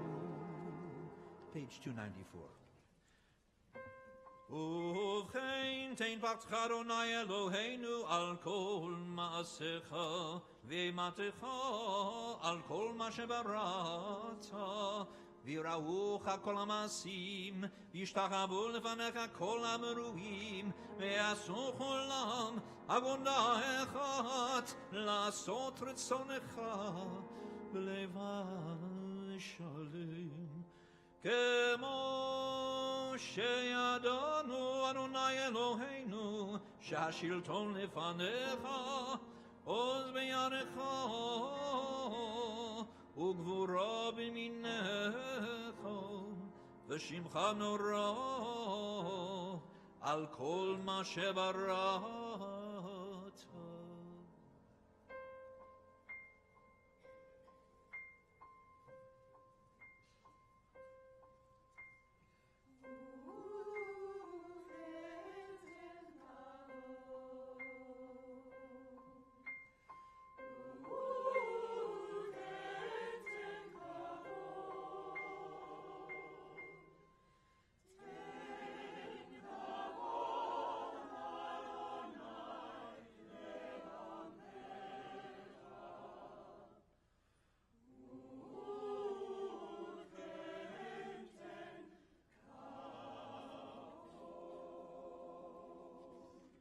תהילות לרעך ותקווה לדורשך ופתחון פה למייחלים אלוהים וכן תן כבוד.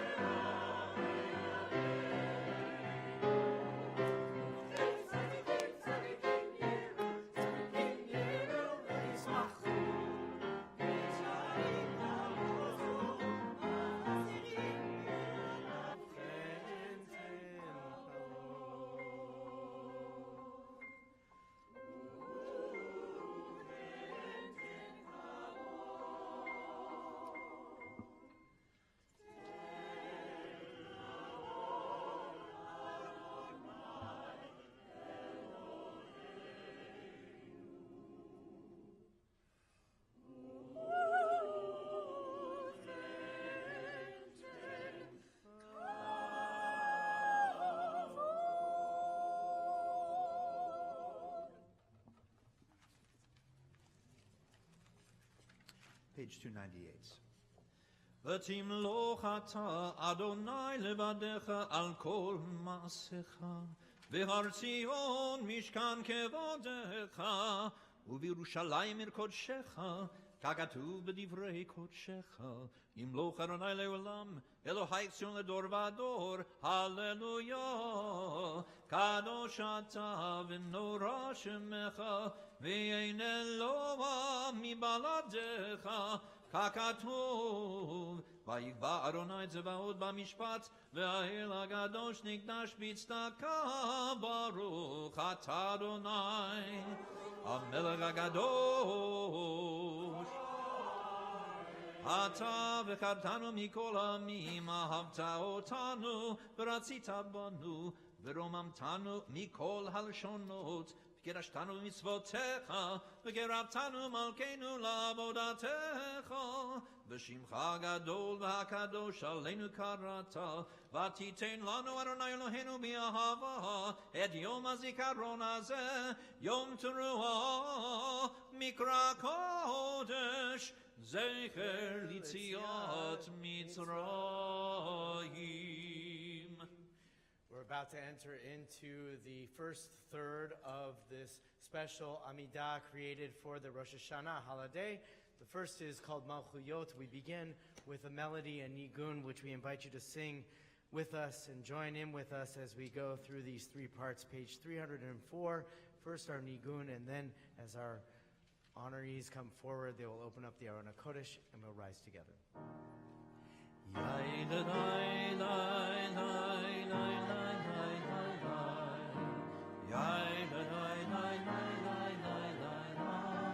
Sing with us.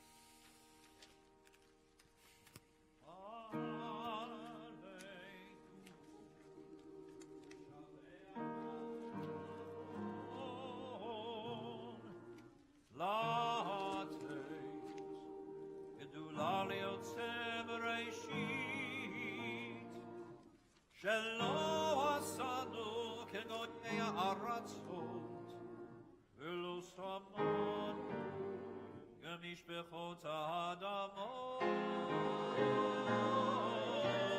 שלא שם חלקנו כהם, וגורלנו ככל המורות.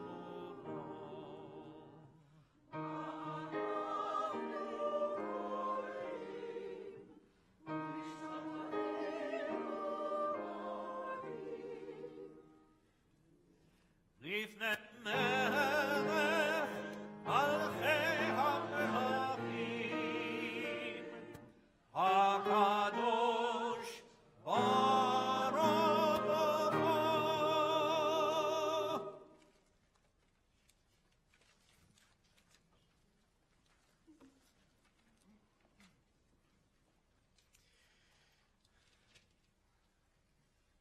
We look for just quick inspiration from the shining lights that have been in our midst, those with whom we connect throughout the generations, finishing the Unetanneh Tokef prayer and journeying through these words and connecting us to each other. We connect to Rabbi Nachman of Bratslav, who's a tremendously young man, 38 years old when he passed, died of tuberculosis.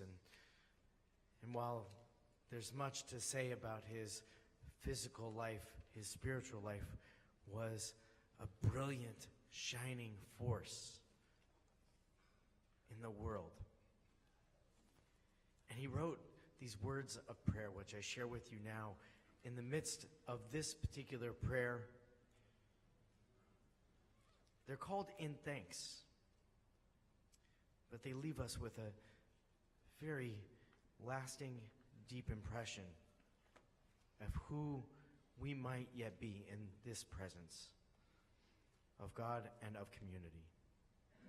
He writes in thanks, God, ever my only support, you've taught me to pray, to sigh, to cry, to awaken true, meaningful words from deep within, words that strengthen, words that ease my pain and heal my wounds, words that dispel darkness. Thank you, God, for opening my lips and for teaching me to seek you through prayer. We are taught so much in this world, and it is quite possible that beyond the words of the page, prayer, the longings of our soul, deep and meaningful words, prayers to ease pain and heal wounds and to open eyes and lips and to be sought through prayer, are indeed taught by God.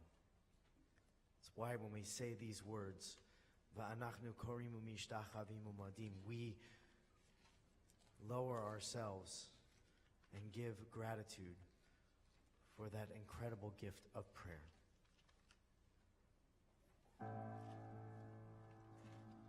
Eloheinu v'Elohei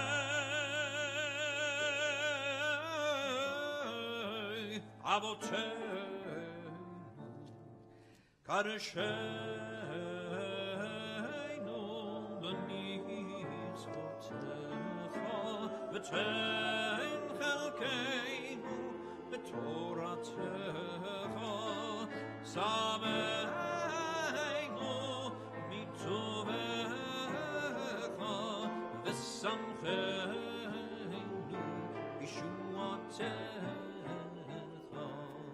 v'taher libeinu le'ovdecha le'ovdecha le'ovdecha le'ovdecha be'emet v'taher libeinu le'ovdecha le'ovdecha ovdecha le'ovdecha be'emet v'taher libeinu le'ovdecha le'ovdecha ovdecha le'ovdecha be'emet v'taher libeinu le'ovdecha le'ovdecha ovdecha le'ovdecha be'emet ki ata Elohim emet udvarecha emet v'kayom lod baruch ata Adonai melech al kol haaretz kadesh Yisrael melech al kol haaretz mekadesh Yisrael melech al kol haaretz mekadesh Yisrael melech al kol haaretz mekadesh Yisrael b'yom hazikaron. Amen. Tekiah, Shvarim Trua.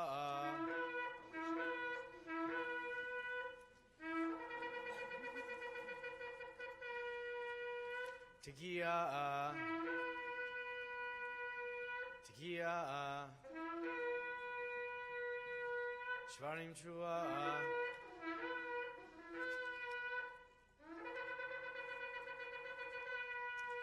Tekiah, Tekiah, Shvarim Trua. You're fine.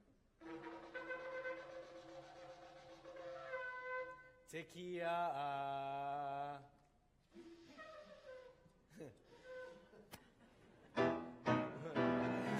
Bareshet Sifateinu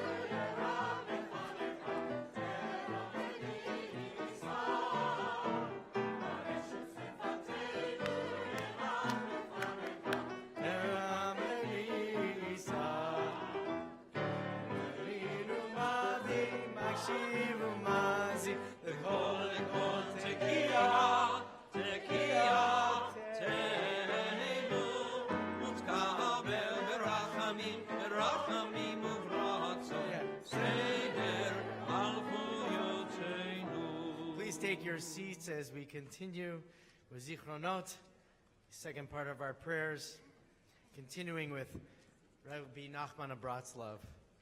Here is beautiful words of prayer. These entitled Intercom. Patient God, teach me to be patient, unruffled by those who anger, tolerant of those who exasperate, accepting of those who disappoint.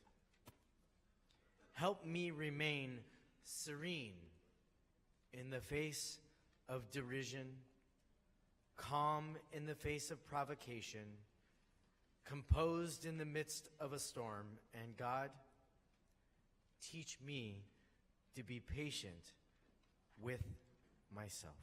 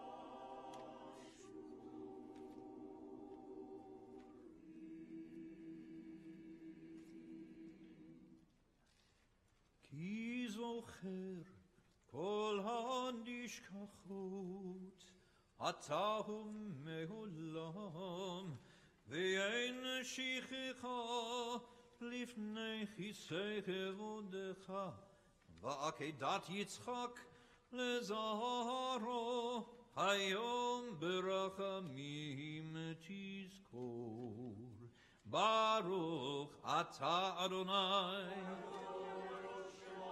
זוכר הברית.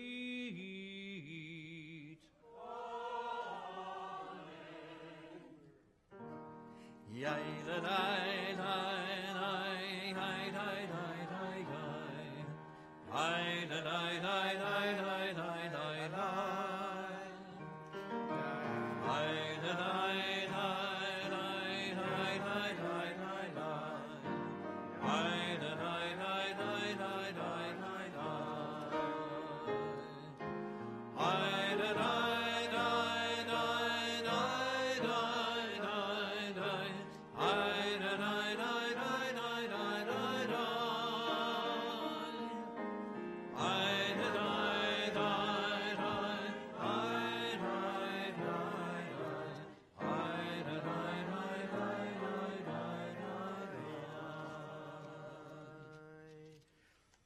Tekiah.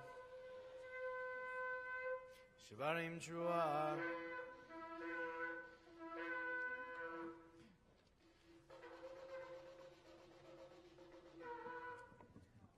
Tekiah. There you go. Tekiah. Shvarim Trua.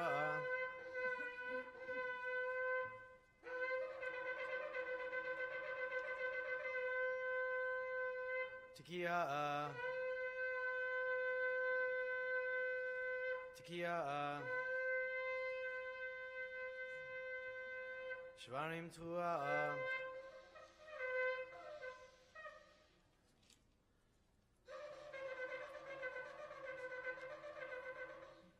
Tekiah.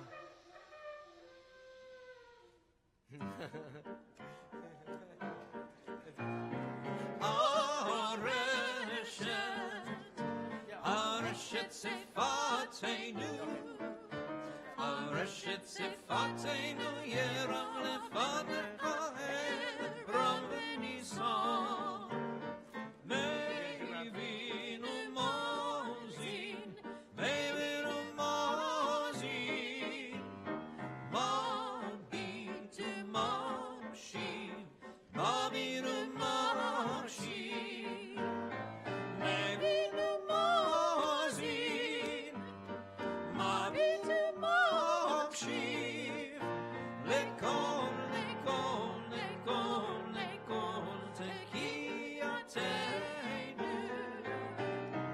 Meivinu Mozin, Mabit Mamshin, Lekon, Lekon, Lekon, Lekon, Tekiatenu.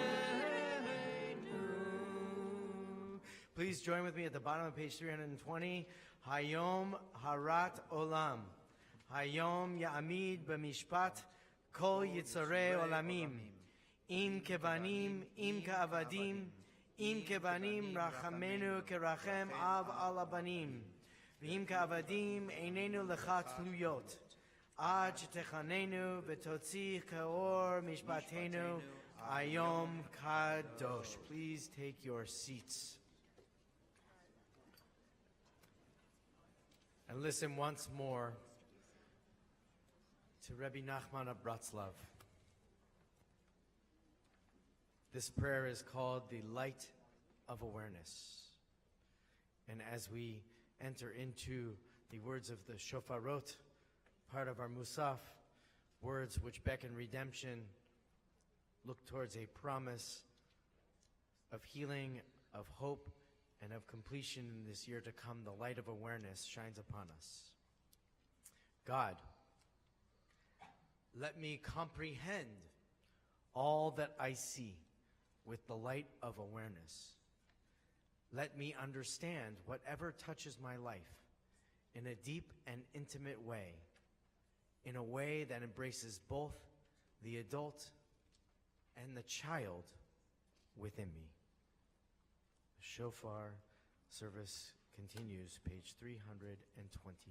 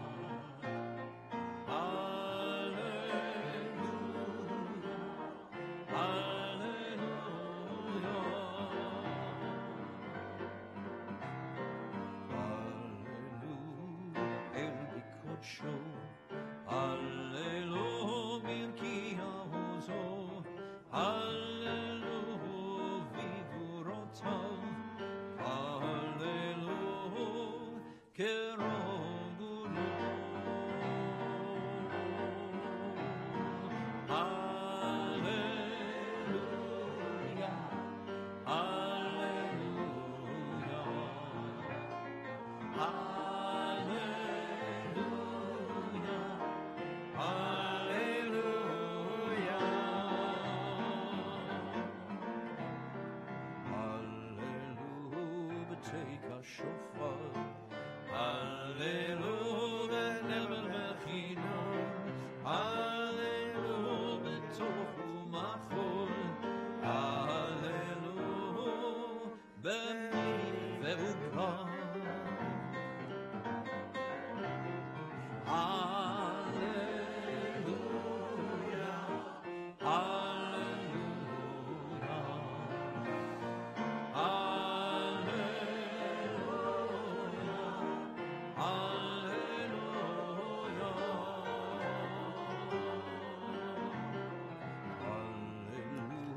tziltzalei shama. Hallelu tziltzalei truah. Kol hanshama tehalleluya. Kol hanshama tehalleluya.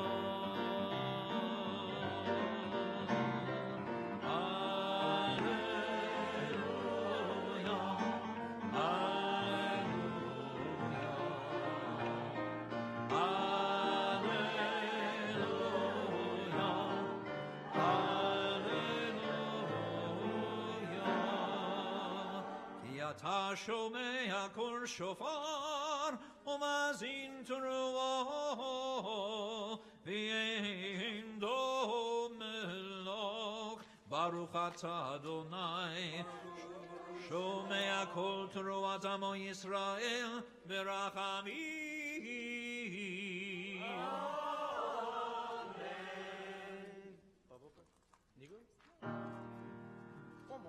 One more time. Yes.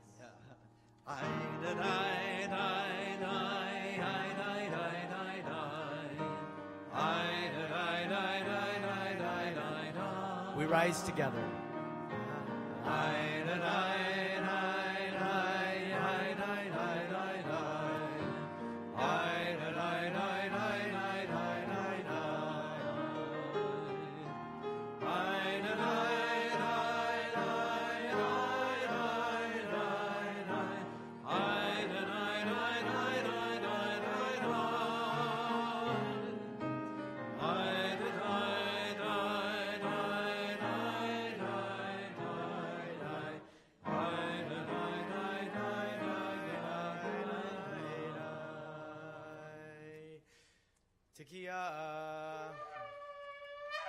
Shvarim Teruah.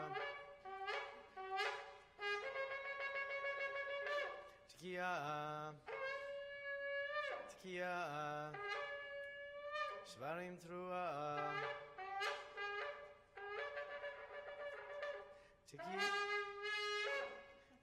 Tekiah. Shvarim Teruah.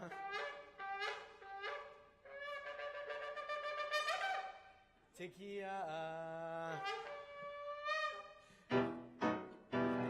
Areshet Sifateinu Yeram Lefanecha Ereram Benisa Areshet Sifateinu Yeram Lefanecha Ereram Benisa Elinu Mali Mashi Lechol Lechol Tekiah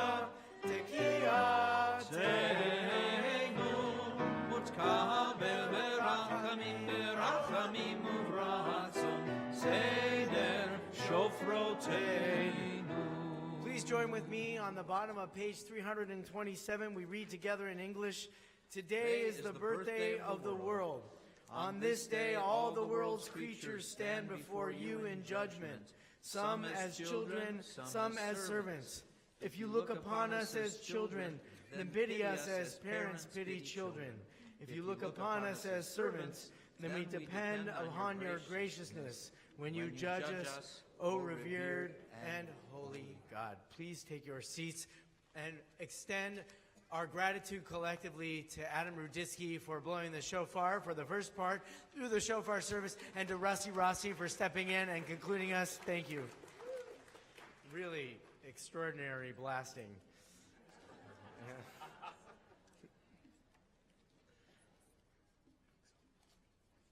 You can close your masters for a few minutes.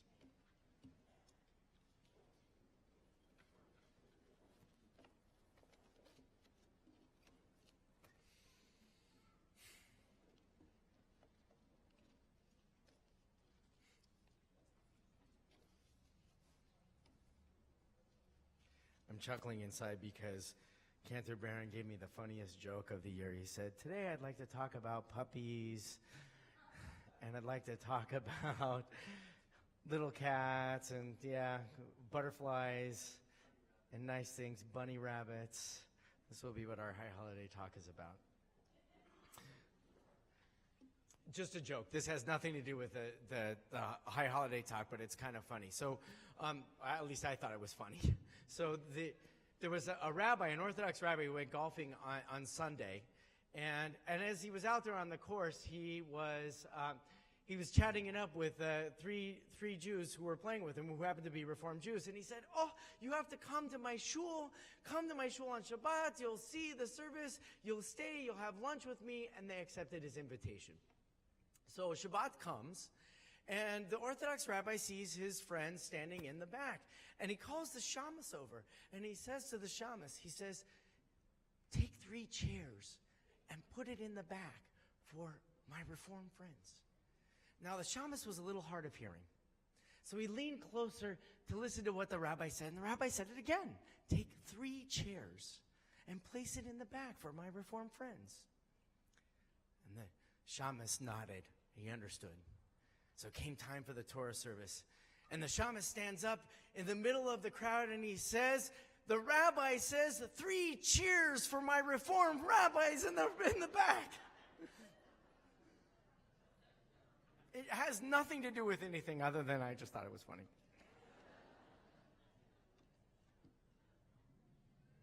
I do want to tell you about a woman named Wanda Diaz-Merced.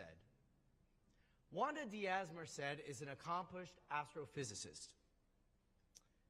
She lost her sight several years ago due to an extended illness, which makes the business of astrophysics extremely difficult.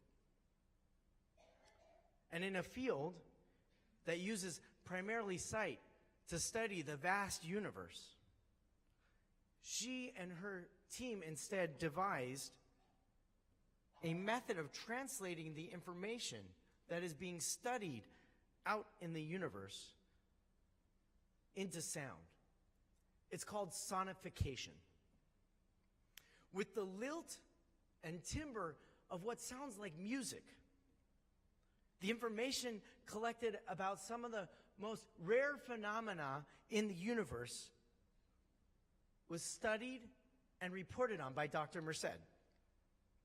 And in time, she discovered something that no one of her colleagues had yet discovered, a particular supernova, which is a brilliant death of a star, light years away, all through sound.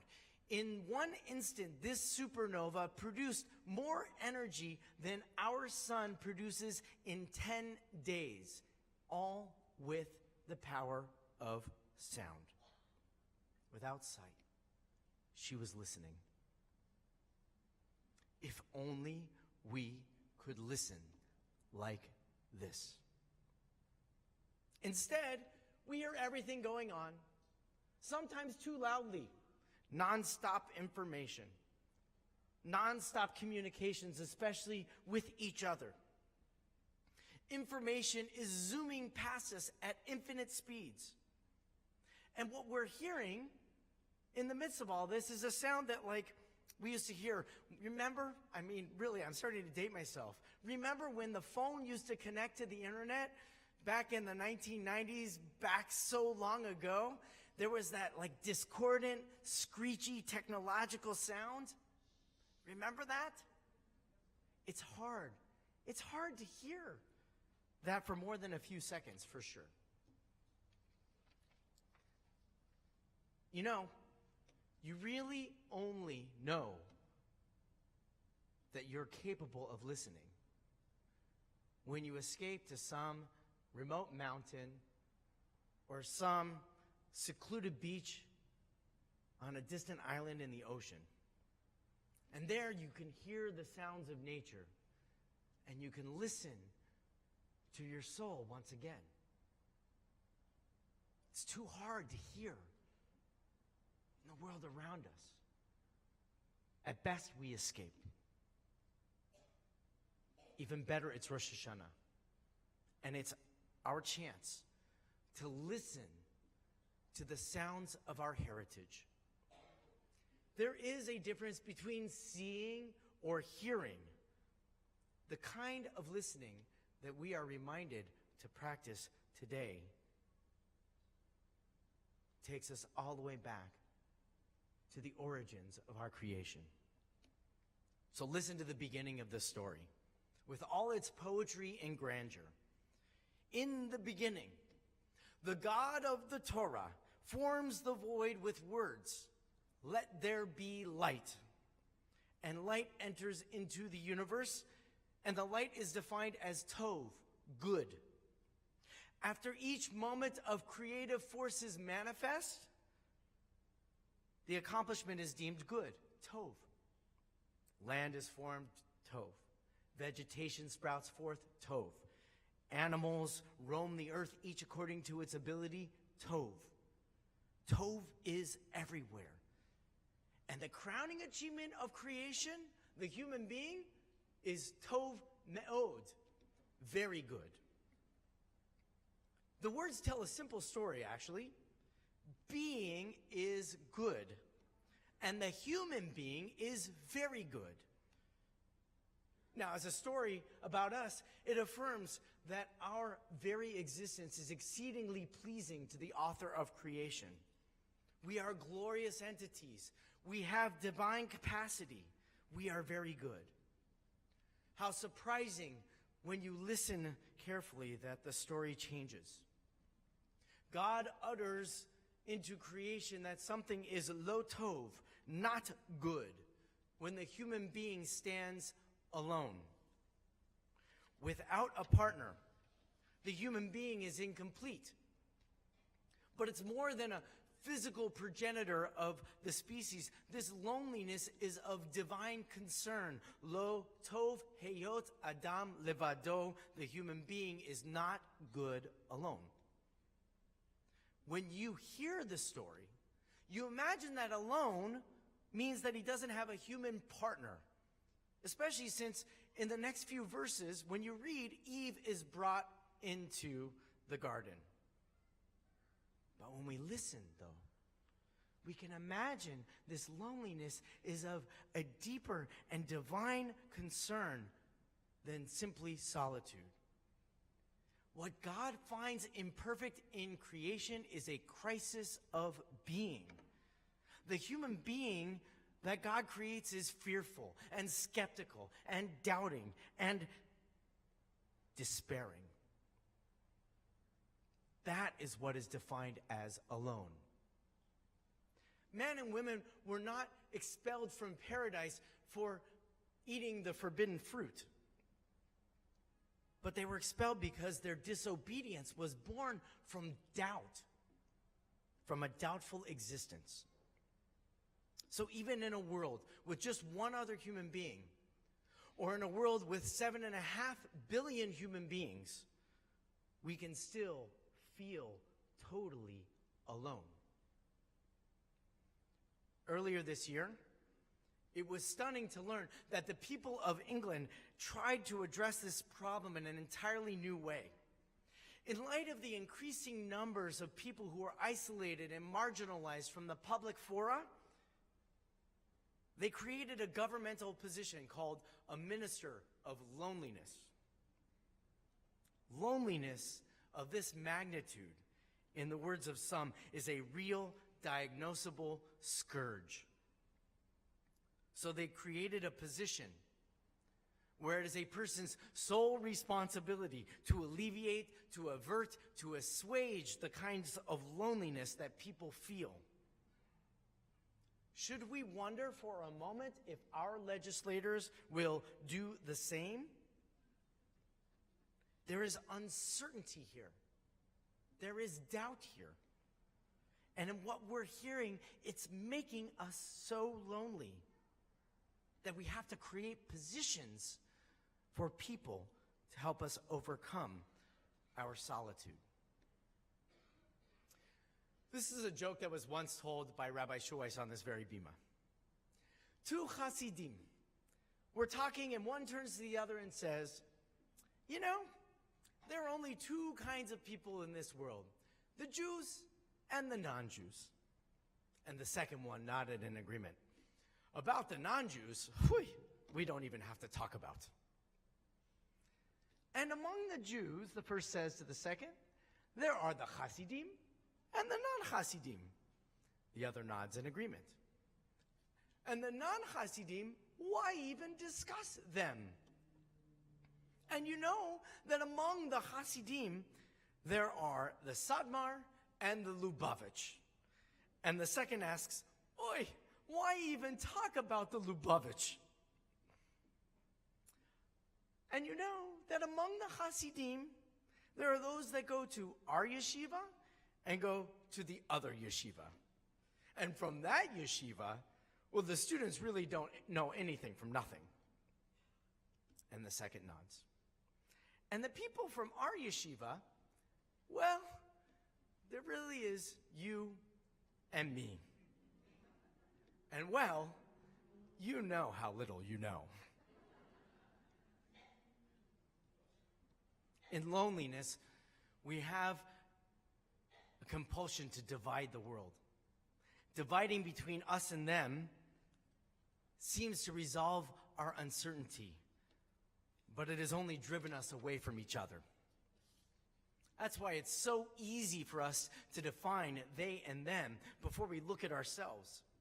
And sometimes we hear what we want to hear before listening to what they and them really have to say. We cannot eradicate this kind of uncertainty through legislation. It requires action. It requires moral balance.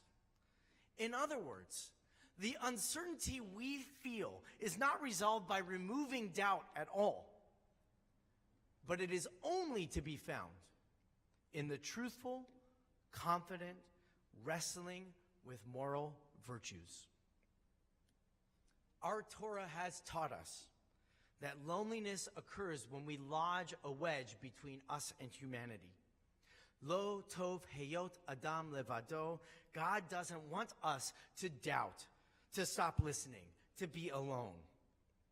We hear everything so well today, but in truth, we haven't been listening very well at all. It's as if we are left with the sting of punishment for what then must have been felt as a divine flaw. And as a result, we have become experts of stamping out all forms of doubt. Totalitarian rule, stamp it out. Origins of the cosmos, stamp it out. Diseases, poverty, homelessness, being a stranger, stamp it out. Loneliness, create a ministerial position and stamp it out.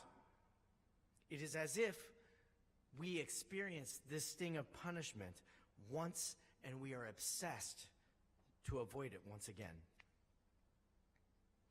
Judaism has much to say about this. In one respect, the Torah is a long address to the problem of loneliness.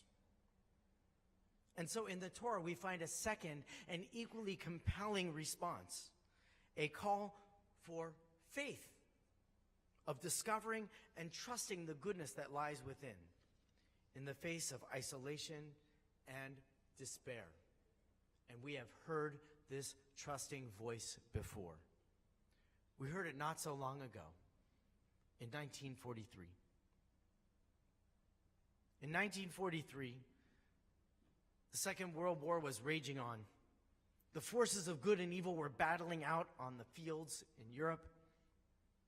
And in France, Germany and the Vichy regime collaborated and turned over Jews to the German forces, sending thousands and thousands of Jews off to death camps. In one small hamlet in the southern central part of France, Protestant pastor André Trocmé and his wife Magda knew the terrifying threat posed by those who sought to expel Jews and the danger in disobedience. They knew what it meant to be persecuted themselves. Their small community had long taken refuge from a hateful society to protect their own religious beliefs. The Trocmés and the citizens of Les Chambon willingly and consistently took in Jews who fled persecution when they came knocking at the door. The school had 18 students at the outbreak of the war, and by 1944 there were 350 students. Anyone who could count knew what was happening. Even after the authorities arrested Trachme and detained him for several days, he vocally expressed his commitment to protect the Jews who sought refuge in his town. I do not know what a Jew is. I only know human beings. There are so many stories like this, and in some ways even more heroic. But what's particularly remarkable about this story is how Magda Trachme reflected that it never occurred to her to say no when people sought refuge in her home. I did not know that it would be dangerous, she said. Nobody thought of that. Malcolm Gladwell, in his 2015 book, David and Goliath, muses on her words. I did not know that it would be dangerous. Nobody thought of that. In the rest of France, all people thought about was how dangerous life was. But the people of Les Chambon were past that. As religious people, the Trachmes and the people of Les Chambon drew upon a wellspring of wisdom. But we ask, what did it take for someone to get past their fear, their doubt, their uncertainty? What that is seems to be unclear. It's not so unclear at all. That is very simple. That is when we see the other as means to an end. That is when we allow the crisis of loneliness to suppress and isolate one another, to see the other as less than the goodness of being that we were created to embody. That is when we stop listening and hear the words, the voices of fear, of dissent born from doubt. That is when the will of others is too great for us to rise up against and speak out in a clarion call for goodness. That remains the crisis of modernity.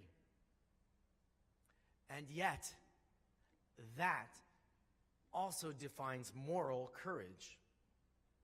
Moral courage is a fundamental recognition of what right behavior is when it comes to care for our fellow human beings. Regardless of background, religious or worldly experience and education, the essential truths of dignity for all human beings and the protection and safety of those who are vulnerable are inalienable rights of all human beings. Moral courage is when you remember the way we were created. The way we were created. B'Tselem Elohim, our tradition teaches us, in the image of God. And to fight for and protect that image from any kind of danger. There was no loneliness in the decision to save Jews. In fact, Pastor Trachme, his wife Magda, and the people of Les Chambon, and the countless others who saved our people in the darkest of times were never alone. These are the people who restore hope for us. Jews seek out morally courageous people because we are listening carefully. There's an old tradition our people have that's carried us through times of uncertainty, much of like what we find ourselves in today. In these times, our people imagined that there was a select group of people whose righteousness sustains the entire world. And as long as they're alive, no matter how uncertain the world seems, hope is on the horizon. We call them Lamed Vavniks. Maybe you've heard of this. It's an idea that these 36, that's Lamed Vav in Hebrew, righteous individuals sustain the whole world by their care and responsibility. They embody moral courage. Moral courage like this is part of our Torah. It's our root story. Abraham, Moshe, Miriam, Devorah, Jeremiah, and countless others are the characters who listen when we seek certainty amidst ambiguous social climates. Their lives are our models. And in this great country, And in this excellent society, in which we have today been grappling with the capacity to act with moral courage, it is no mistake that we hear more often than listen when the scions of our leadership, thought and culture, are dissolving by their deeply personal failures every time we turn on the news. But we should not confuse anger with moral courage. That is coming to an end. This was once heard over the tranquil waters of Walden Pond, just outside of Boston, in 1843. It's worth telling and retelling the story once again, because it is a story of two people and how they see each other so differently. On one bank of Walden Pond was found a man named Frederick Tudor, who made his business collecting ice from the lakes of the Northwest. And he went on his way to make great fortunes shipping this ice all around the world. Tudor was known as the Ice King of Boston in those days. For those who have ever seen Ferris Bueller's Day Off, there's a man named Abe Froman, the Sausage King of Chicago. And I think that Frederick Tudor's Ice King appellation is worthy of celebration. On the banks of the opposite shore, however, the philosopher Henry David Thoreau watched as industrious workers toiled to retrieve huge blocks of ice from the frozen waters. Thoreau was an entrepreneur of a different sort, eschewing material success and contemplating big ideas as the means to a fulfilling life. Imagine what the two heard on the other sides of the lake. The quiet naturalist saw the industrialist on the other side of the pond and heard the operations of selfish gain. The industrialist saw the naturalist on the other side of the pond and assumed that a protest was about to begin. But Thoreau spoke differently. He said, "The sweltering inhabitants of Charleston and New Orleans, of Madras and Bombay and Calcutta, drink at my well. The pure Walden water is mingled with the sacred water of the Ganges." And out of this, a great image was born, that of the moral citizen, pursuing industry to enjoy material success and pursuing the contemplative life. Discovering fulfillment in the interpretations of experience go together. It's what makes us an exceptional people, an exceptional society. Moral citizenship is the centering force of our tradition and our society. It's a concept of balance that helps us act our best, industry and nature. Shamor v'zachor b'dibur echad, to protect and preserve in one breath, just as we say in our Lecha Dodi prayers on Erev Shabbat. It's a balance between building and creating, between serving others and plumbing the depths of interior life that is woven into the most brilliant threads of our social fabric. Lamed Vavniks, those 36 righteous people, live their lives in balance. And without that balance, we unravel into a colorless monotony, a hollow definition of self that stands for nothing and uncritically complies with a popular will. We are not these kinds of people. And it does feel like we are out of balance, for good reason. Our times are so uncertain. We're not sure where the scales should tip. The great image of balance is found in an equally weighted scale. Take a trip to the U.S. Supreme Court in Washington, D.C., and you'll find those scales of justice displayed throughout the impressive building. You won't find the scales leaning too much one way or the other. Yet, we are desperately seeking a hand to tip the scales of justice in favor of compassion and safety and health and vitality for all. Lady Justice is that symbol that reminds us of this value. You know her. She stands tall, but she has a blindfold over her eyes. Justice is not a sense of vision. It is the elegance of listening. In Hebrew, the word for balance is moznaim, and it's rooted in the very same word ozen, the ear, a sense of listening that brings balance. Moral listening is the idea that we need to focus on today. It's hard to know, though, who and what ideas we should be listening to. And honestly, it's harder than ever before. In a time when everything seems to be updated and improved every 2 years, listening like this is a challenge. When voices are constantly shrilling that the media is fake, or when the steady onslaught of noise in the form of salacious discoveries of impropriety dominate our consciousness, we don't know what or who to really listen to. Just last week, listen to what Adrian Chen wrote in The New Yorker. There has been a growing sense among the mostly liberally minded observers that the platforms of championing openness is at odds with the public interest.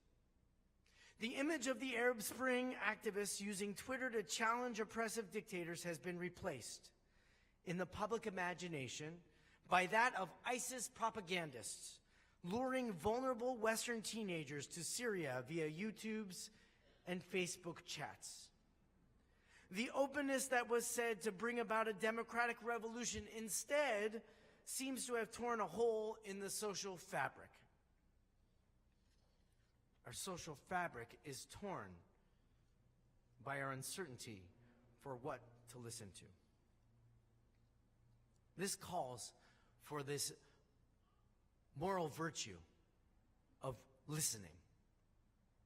And it was just also last week that we heard the words of John McCain. Upon his passing, listen to his words. We weaken our greatness when we confuse our patriotism with tribal rivalries that have sown resentment and hatred and violence in all the corners of the globe. We weaken it when we hide behind walls rather than tear them down, when the doubt centers on the power of our ideals, rather than trust these ideals to be the great force for the change they have always been. These words that he wrote are more powerful because we know the one who said them understood conflict and uncertainty. And if you were listening to the many stories that were pouring out about John McCain, it was most impressive that this man, under so many years as a prisoner, tried to take his life not once, but twice. What kind of doubt and uncertainty a person like this must wrestle with and then emerge to speak of this kind of power is something that we must listen to. Rabbi Schulweis also sought out and beckoned us to celebrate those courageous heroes who listened carefully in times of great uncertainty, and they acted with conscience. He encouraged us to practice the Jewish value called hakarat hatov, the recognition of goodness.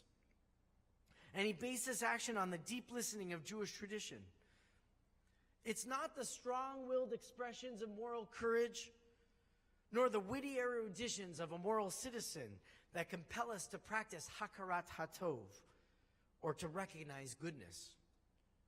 We are meant to become the masters of moral listening, taught Rabbi Schulweis. And so we too pay attention and listen to this sensitivity, to hear through the fray, to focus on essential concerns of human beings worthy of defense and protection. Through debate and conflict, through argument and dissent, moral listening points the compass towards the north, towards the dignity of all humanity. And in these times of great uncertainty, look and listen to those who focus their compass north, the Lamed Vavniks, because they are the voices who speak for balance. They are the embodiment of wisdom through careful consideration and patient and measured responses. They are the greatest models in a time of uncertainty that we should be looking to. And if you know this old tradition, the greatest truth about Lamed Vavniks is that they can be anywhere around us. It's quite possible that there is a Lamed Vavnik or two in our holy congregation. It's even possible that that Lamed Vavnik is sitting right next to you now. It's even more possible that the Lamed Vavnik could be you. Now is the time. Now is the time for Lamed Vavniks to stand up and be recognized. Now is the time for your courage, your sense of balance, and deep listening to enlighten and inspire us all. My prayer, our prayer, is that this new year brings inspiration, confidence, a newfound certainty that we all can become masters of listening. Lamed Vavniks, for ourselves, for the ones that we love, for us all. L'Shana Tova.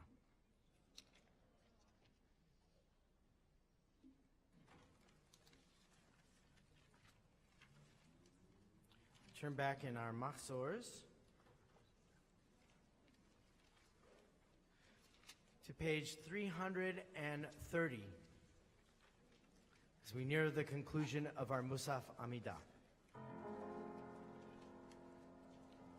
Ritzei Adonai Eloheinu b'amcha Yisrael u'tfilatam mi'avad tegame b'ratzon u'tehil ratzon tamid avodat Yisrael amecha v'techezena eineinu b'shuvecha l'tzion b'rachamim baruch atah Adonai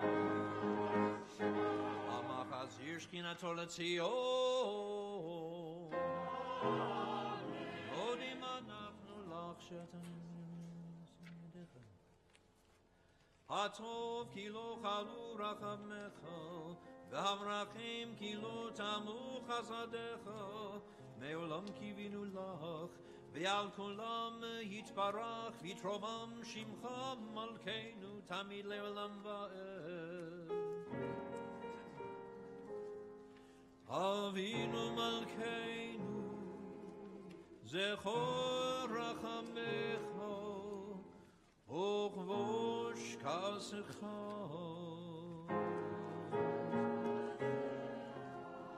V'chalei dever v'cherev v'rahav u'shvi u'mashchit ve'avon u'shmar u'megafa u'fegara v'chol machala v'chol tekala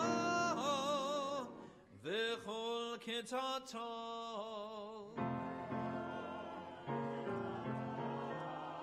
V'chol minei furaniyot, v'chol gezerah ra'ah, v'sinat chinam. Me'aleinu, u'me'al kol b'nei b'ritecha, u'chtov l'chayim tovim, kol b'nei b'ritecha. V'chol ha'chayim yodu chasela v'halelu et shimcha be'emet ha'el Yeshuateinu v'ezrateinu sela Baruch atah Adonai הטוב שמך לחנה להודות.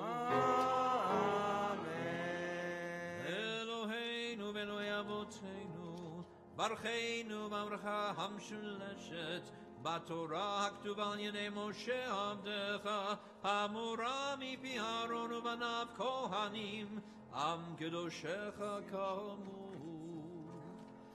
יברכך אדוני וישמרך,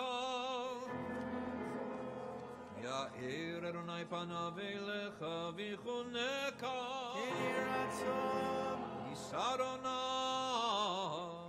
פניו אליך וישם לך שלום.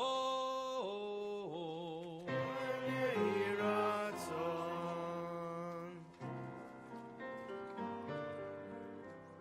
שים שלום, טובה וברכה בעולם, חן וחסד ורחמים עלינו ועל כל ישראל עמך.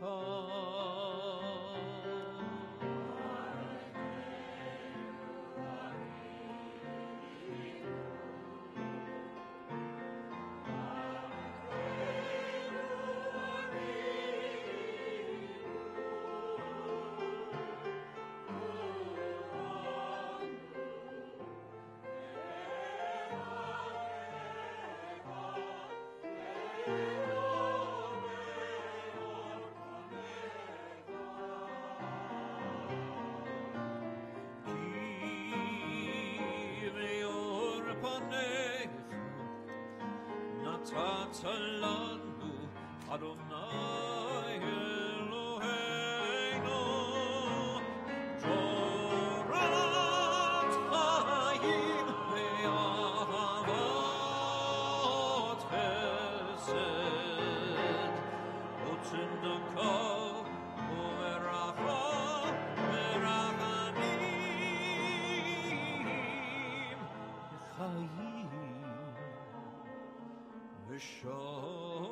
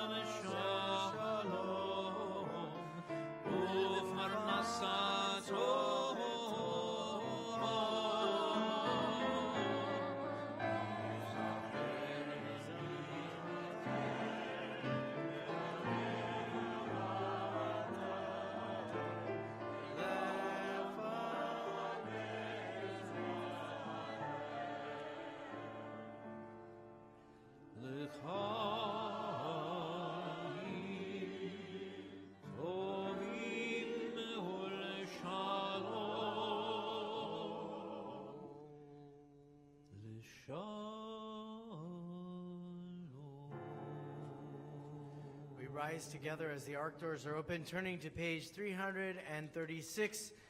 Call to action, a call to celebration, call to renewal, Hayom.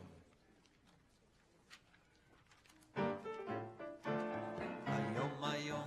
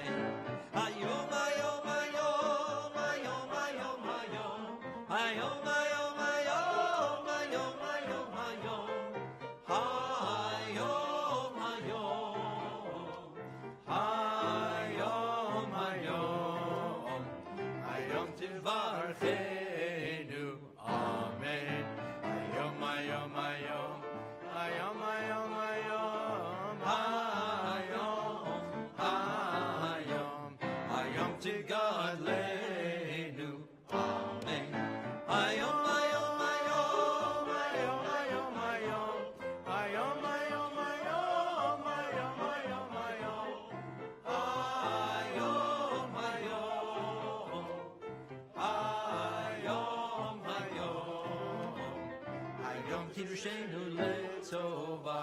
Amen. Ayom, ayom, ayom. Ayom, ayom, ayom. Ayom, ayom. Ayom Tikvenu Le'Chaim Tovim. Amen. Ayom, ayom, ayom. Ayom, ayom, ayom. Ayom, ayom, ayom. Ayom, ayom, ayom. Ayom, ayom. Ayom, ayom. Ayom Tishma Shabbatenu. Amen. Ayom, ayom, ayom. Ayom, ayom, ayom. Ayom Tikabel Berachamim. Uvratzon et Tefillatenu. Amen. Ayom, ayom, ayom. Ayom, ayom, ayom. Ayom, ayom, ayom. Ayom, ayom, ayom. Ayom, ayom. Ayom, ayom. Ayom Timchenu Bimin Sidkecha. Utzedakah uvracha v'rachamim v'chayim v'shalom yeh lanu ulchol Yisrael ad ha'olam. Baruch atah Adonai oseh ha-shalom. Amen. Please take your seats. Kaddish Shalem, page 338. Yitkana v'gana shemei rabba ve'alma divrach yirutzeh v'yanich malchutei v'chayechon v'mechon uv'chayen kol beit Yisrael v'agalav v'zman karim v'himmaro v'hei shmei rabba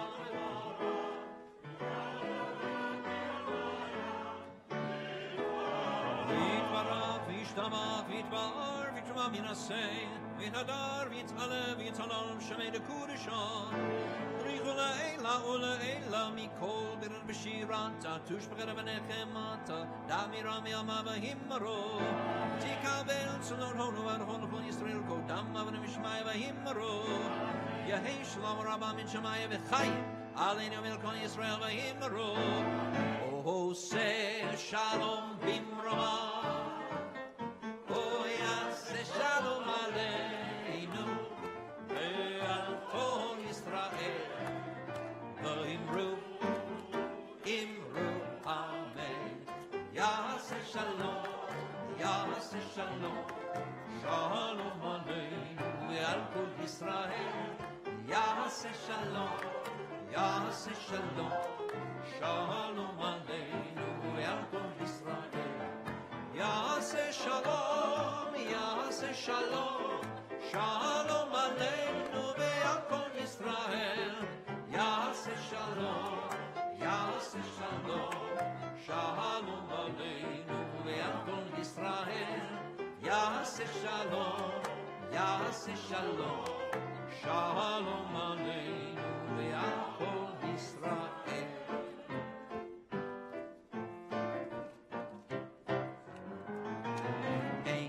Ein keloheinu, ein kadonenu, ein kemalkeinu, ein kel Moshienu. Mi Eloheinu, mi Adonenu, mi kemalkeinu, mi kel Moshienu. Nodel Eloheinu, nodel Adonenu, nodel Malkeinu, nodel Moshienu. Baruch Eloheinu, Baruch Adonenu, Baruch Malkeinu, Baruch Moshienu. Atahu Eloheinu, Atahu Adonenu, Atahu Malkeinu, Atahu Moshienu. Atahu Sheiktiru Aoteinu Lefanecha Et Ketoret Hasamim Yai lai lai lai lai lai lai lai Yai lai lai lai lai lai lai Yai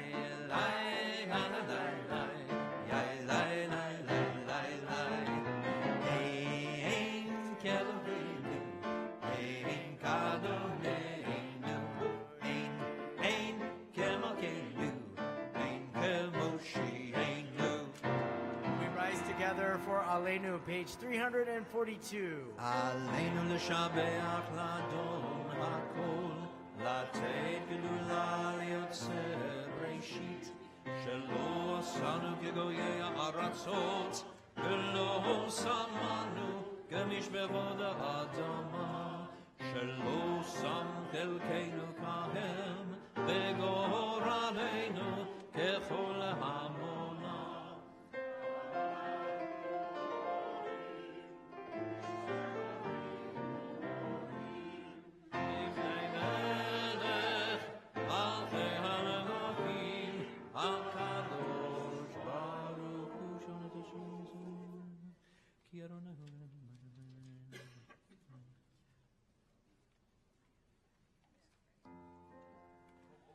ונאמר והיה אדוני למלך על כל הארץ ביום ההוא ביום ההוא ביום ההוא ביום ההוא ביום ההוא ביום ההוא ביום ההוא ביום ההוא ביום ההוא יהיה אדוני אחד ביום ההוא ביום ההוא ביום ההוא ביום ההוא ביום ההוא ביום ההוא ביום ההוא ביום ההוא ביום ההוא יהיה אדוני אחד ושמו אחד. We ask those who are in a period of mourning to remain standing as the rest of the community takes their seats, and those among us who are remembering loved ones remain standing to recite the words of Kaddish Atom, the mourner's Kaddish. It is at this time, in the midst of a great celebration of the holy day and the new year, that we allow loved ones of our community to stand and remain standing to recite words affirming life and offering prayers of comfort and strength for those who mourn in our faithful response.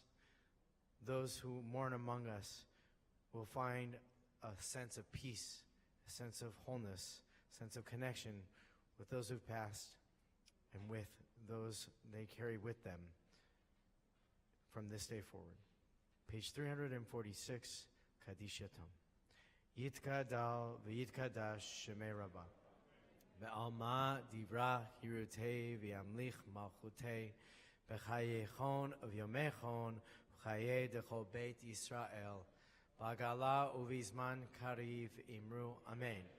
Yehi shmei Rabbah mevorach le'olam ulamei almaya yitbarach v'yishtabach v'yipa'ar v'yitromam v'yitnasei v'yitadar v'yit'aleh v'yitalal shemei dekudshah berichu le'ela ule'ela min kol berchata v'shirata tushbechata v'nechemata da'amiram be'alma v'imru amen. Yehi shlama Rabbah min shemaya v'chaim alenu ve'al kol Yisrael v'imru amen. Oseh shalom b'mamav huyaseh shalom alenu ve'al kol Yisrael v'imru amen. Please take your seats once again, and we call forward President of our congregation, David Spiegel, to welcome us to offer a few announcements.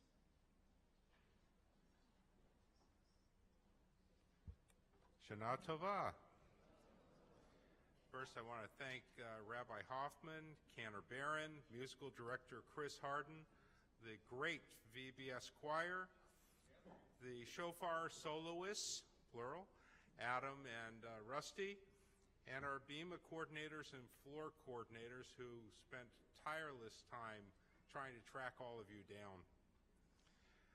For Kol Nidre and Yom Kippur, as a reminder, there will be no admission without a ticket. If you forget your tickets or you lose them, you need to get a replacement from the will call desk, which is just outside our gate.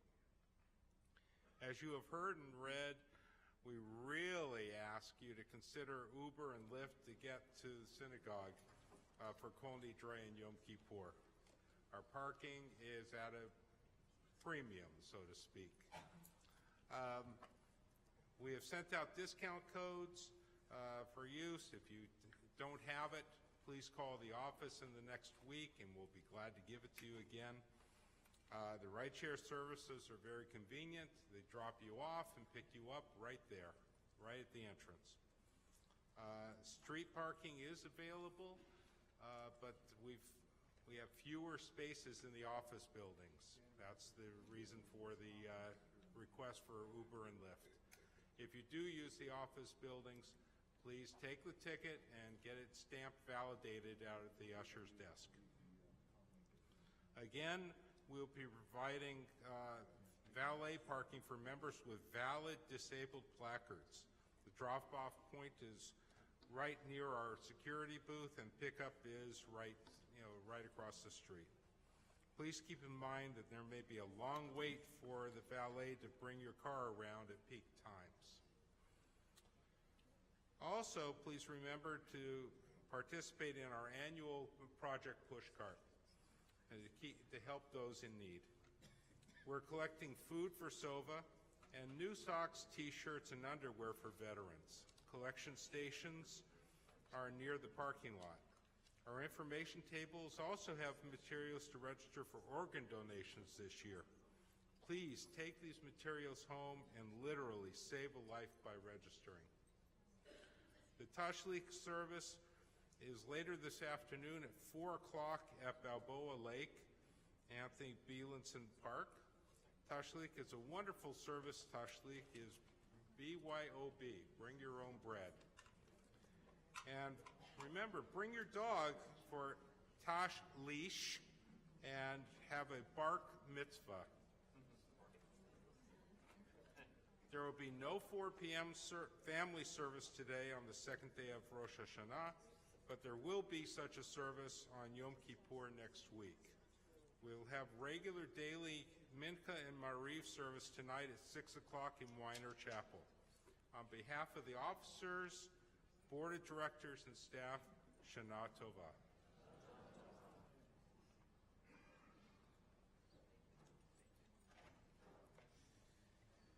Ready to do it all over again? All right, Cantor Baron. Are you bringing your dog to the Tashlich? Absolutely. That's good. Yes. On a leash, or are you going to let it run free? Oh, he needs a leash. English bulldog. Yeah, oh my goodness, he's tough. Yeah, Egon, right? Isn't that your dog's Egon, name? yes. Yeah, I have Jackie the dog. Bring As in Jackie. Jackie Robinson. Yeah, that's good. Very nice. Very nice. Well, we wish you all a joyful remainder of your holiday, meaningful journey through these 10 days towards Teshuvah and towards Yom Kippur. As we conclude, we invite you all to please rise as we join arm in arm together and sing Adon Olam, Shana Tova.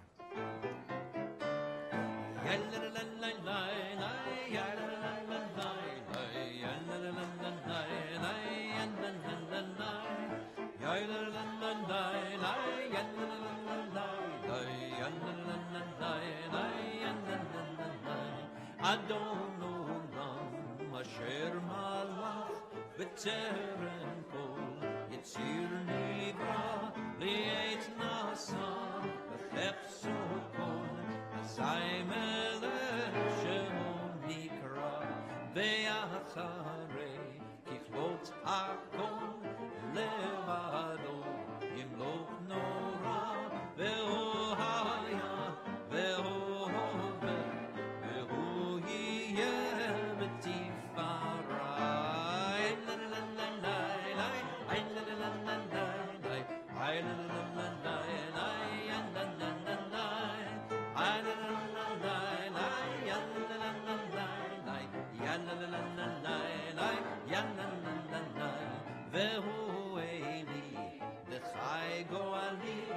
tzorcheli v'yetzara v'honisi umanosli menat gosi v'yom ekrai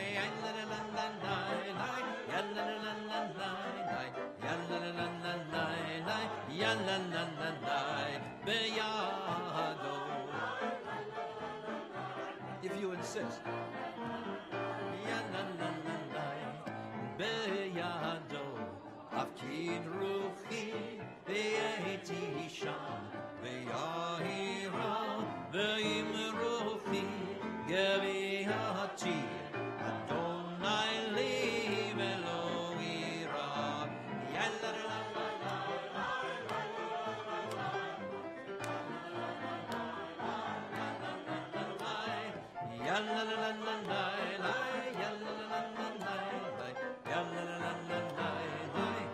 Shana Tov.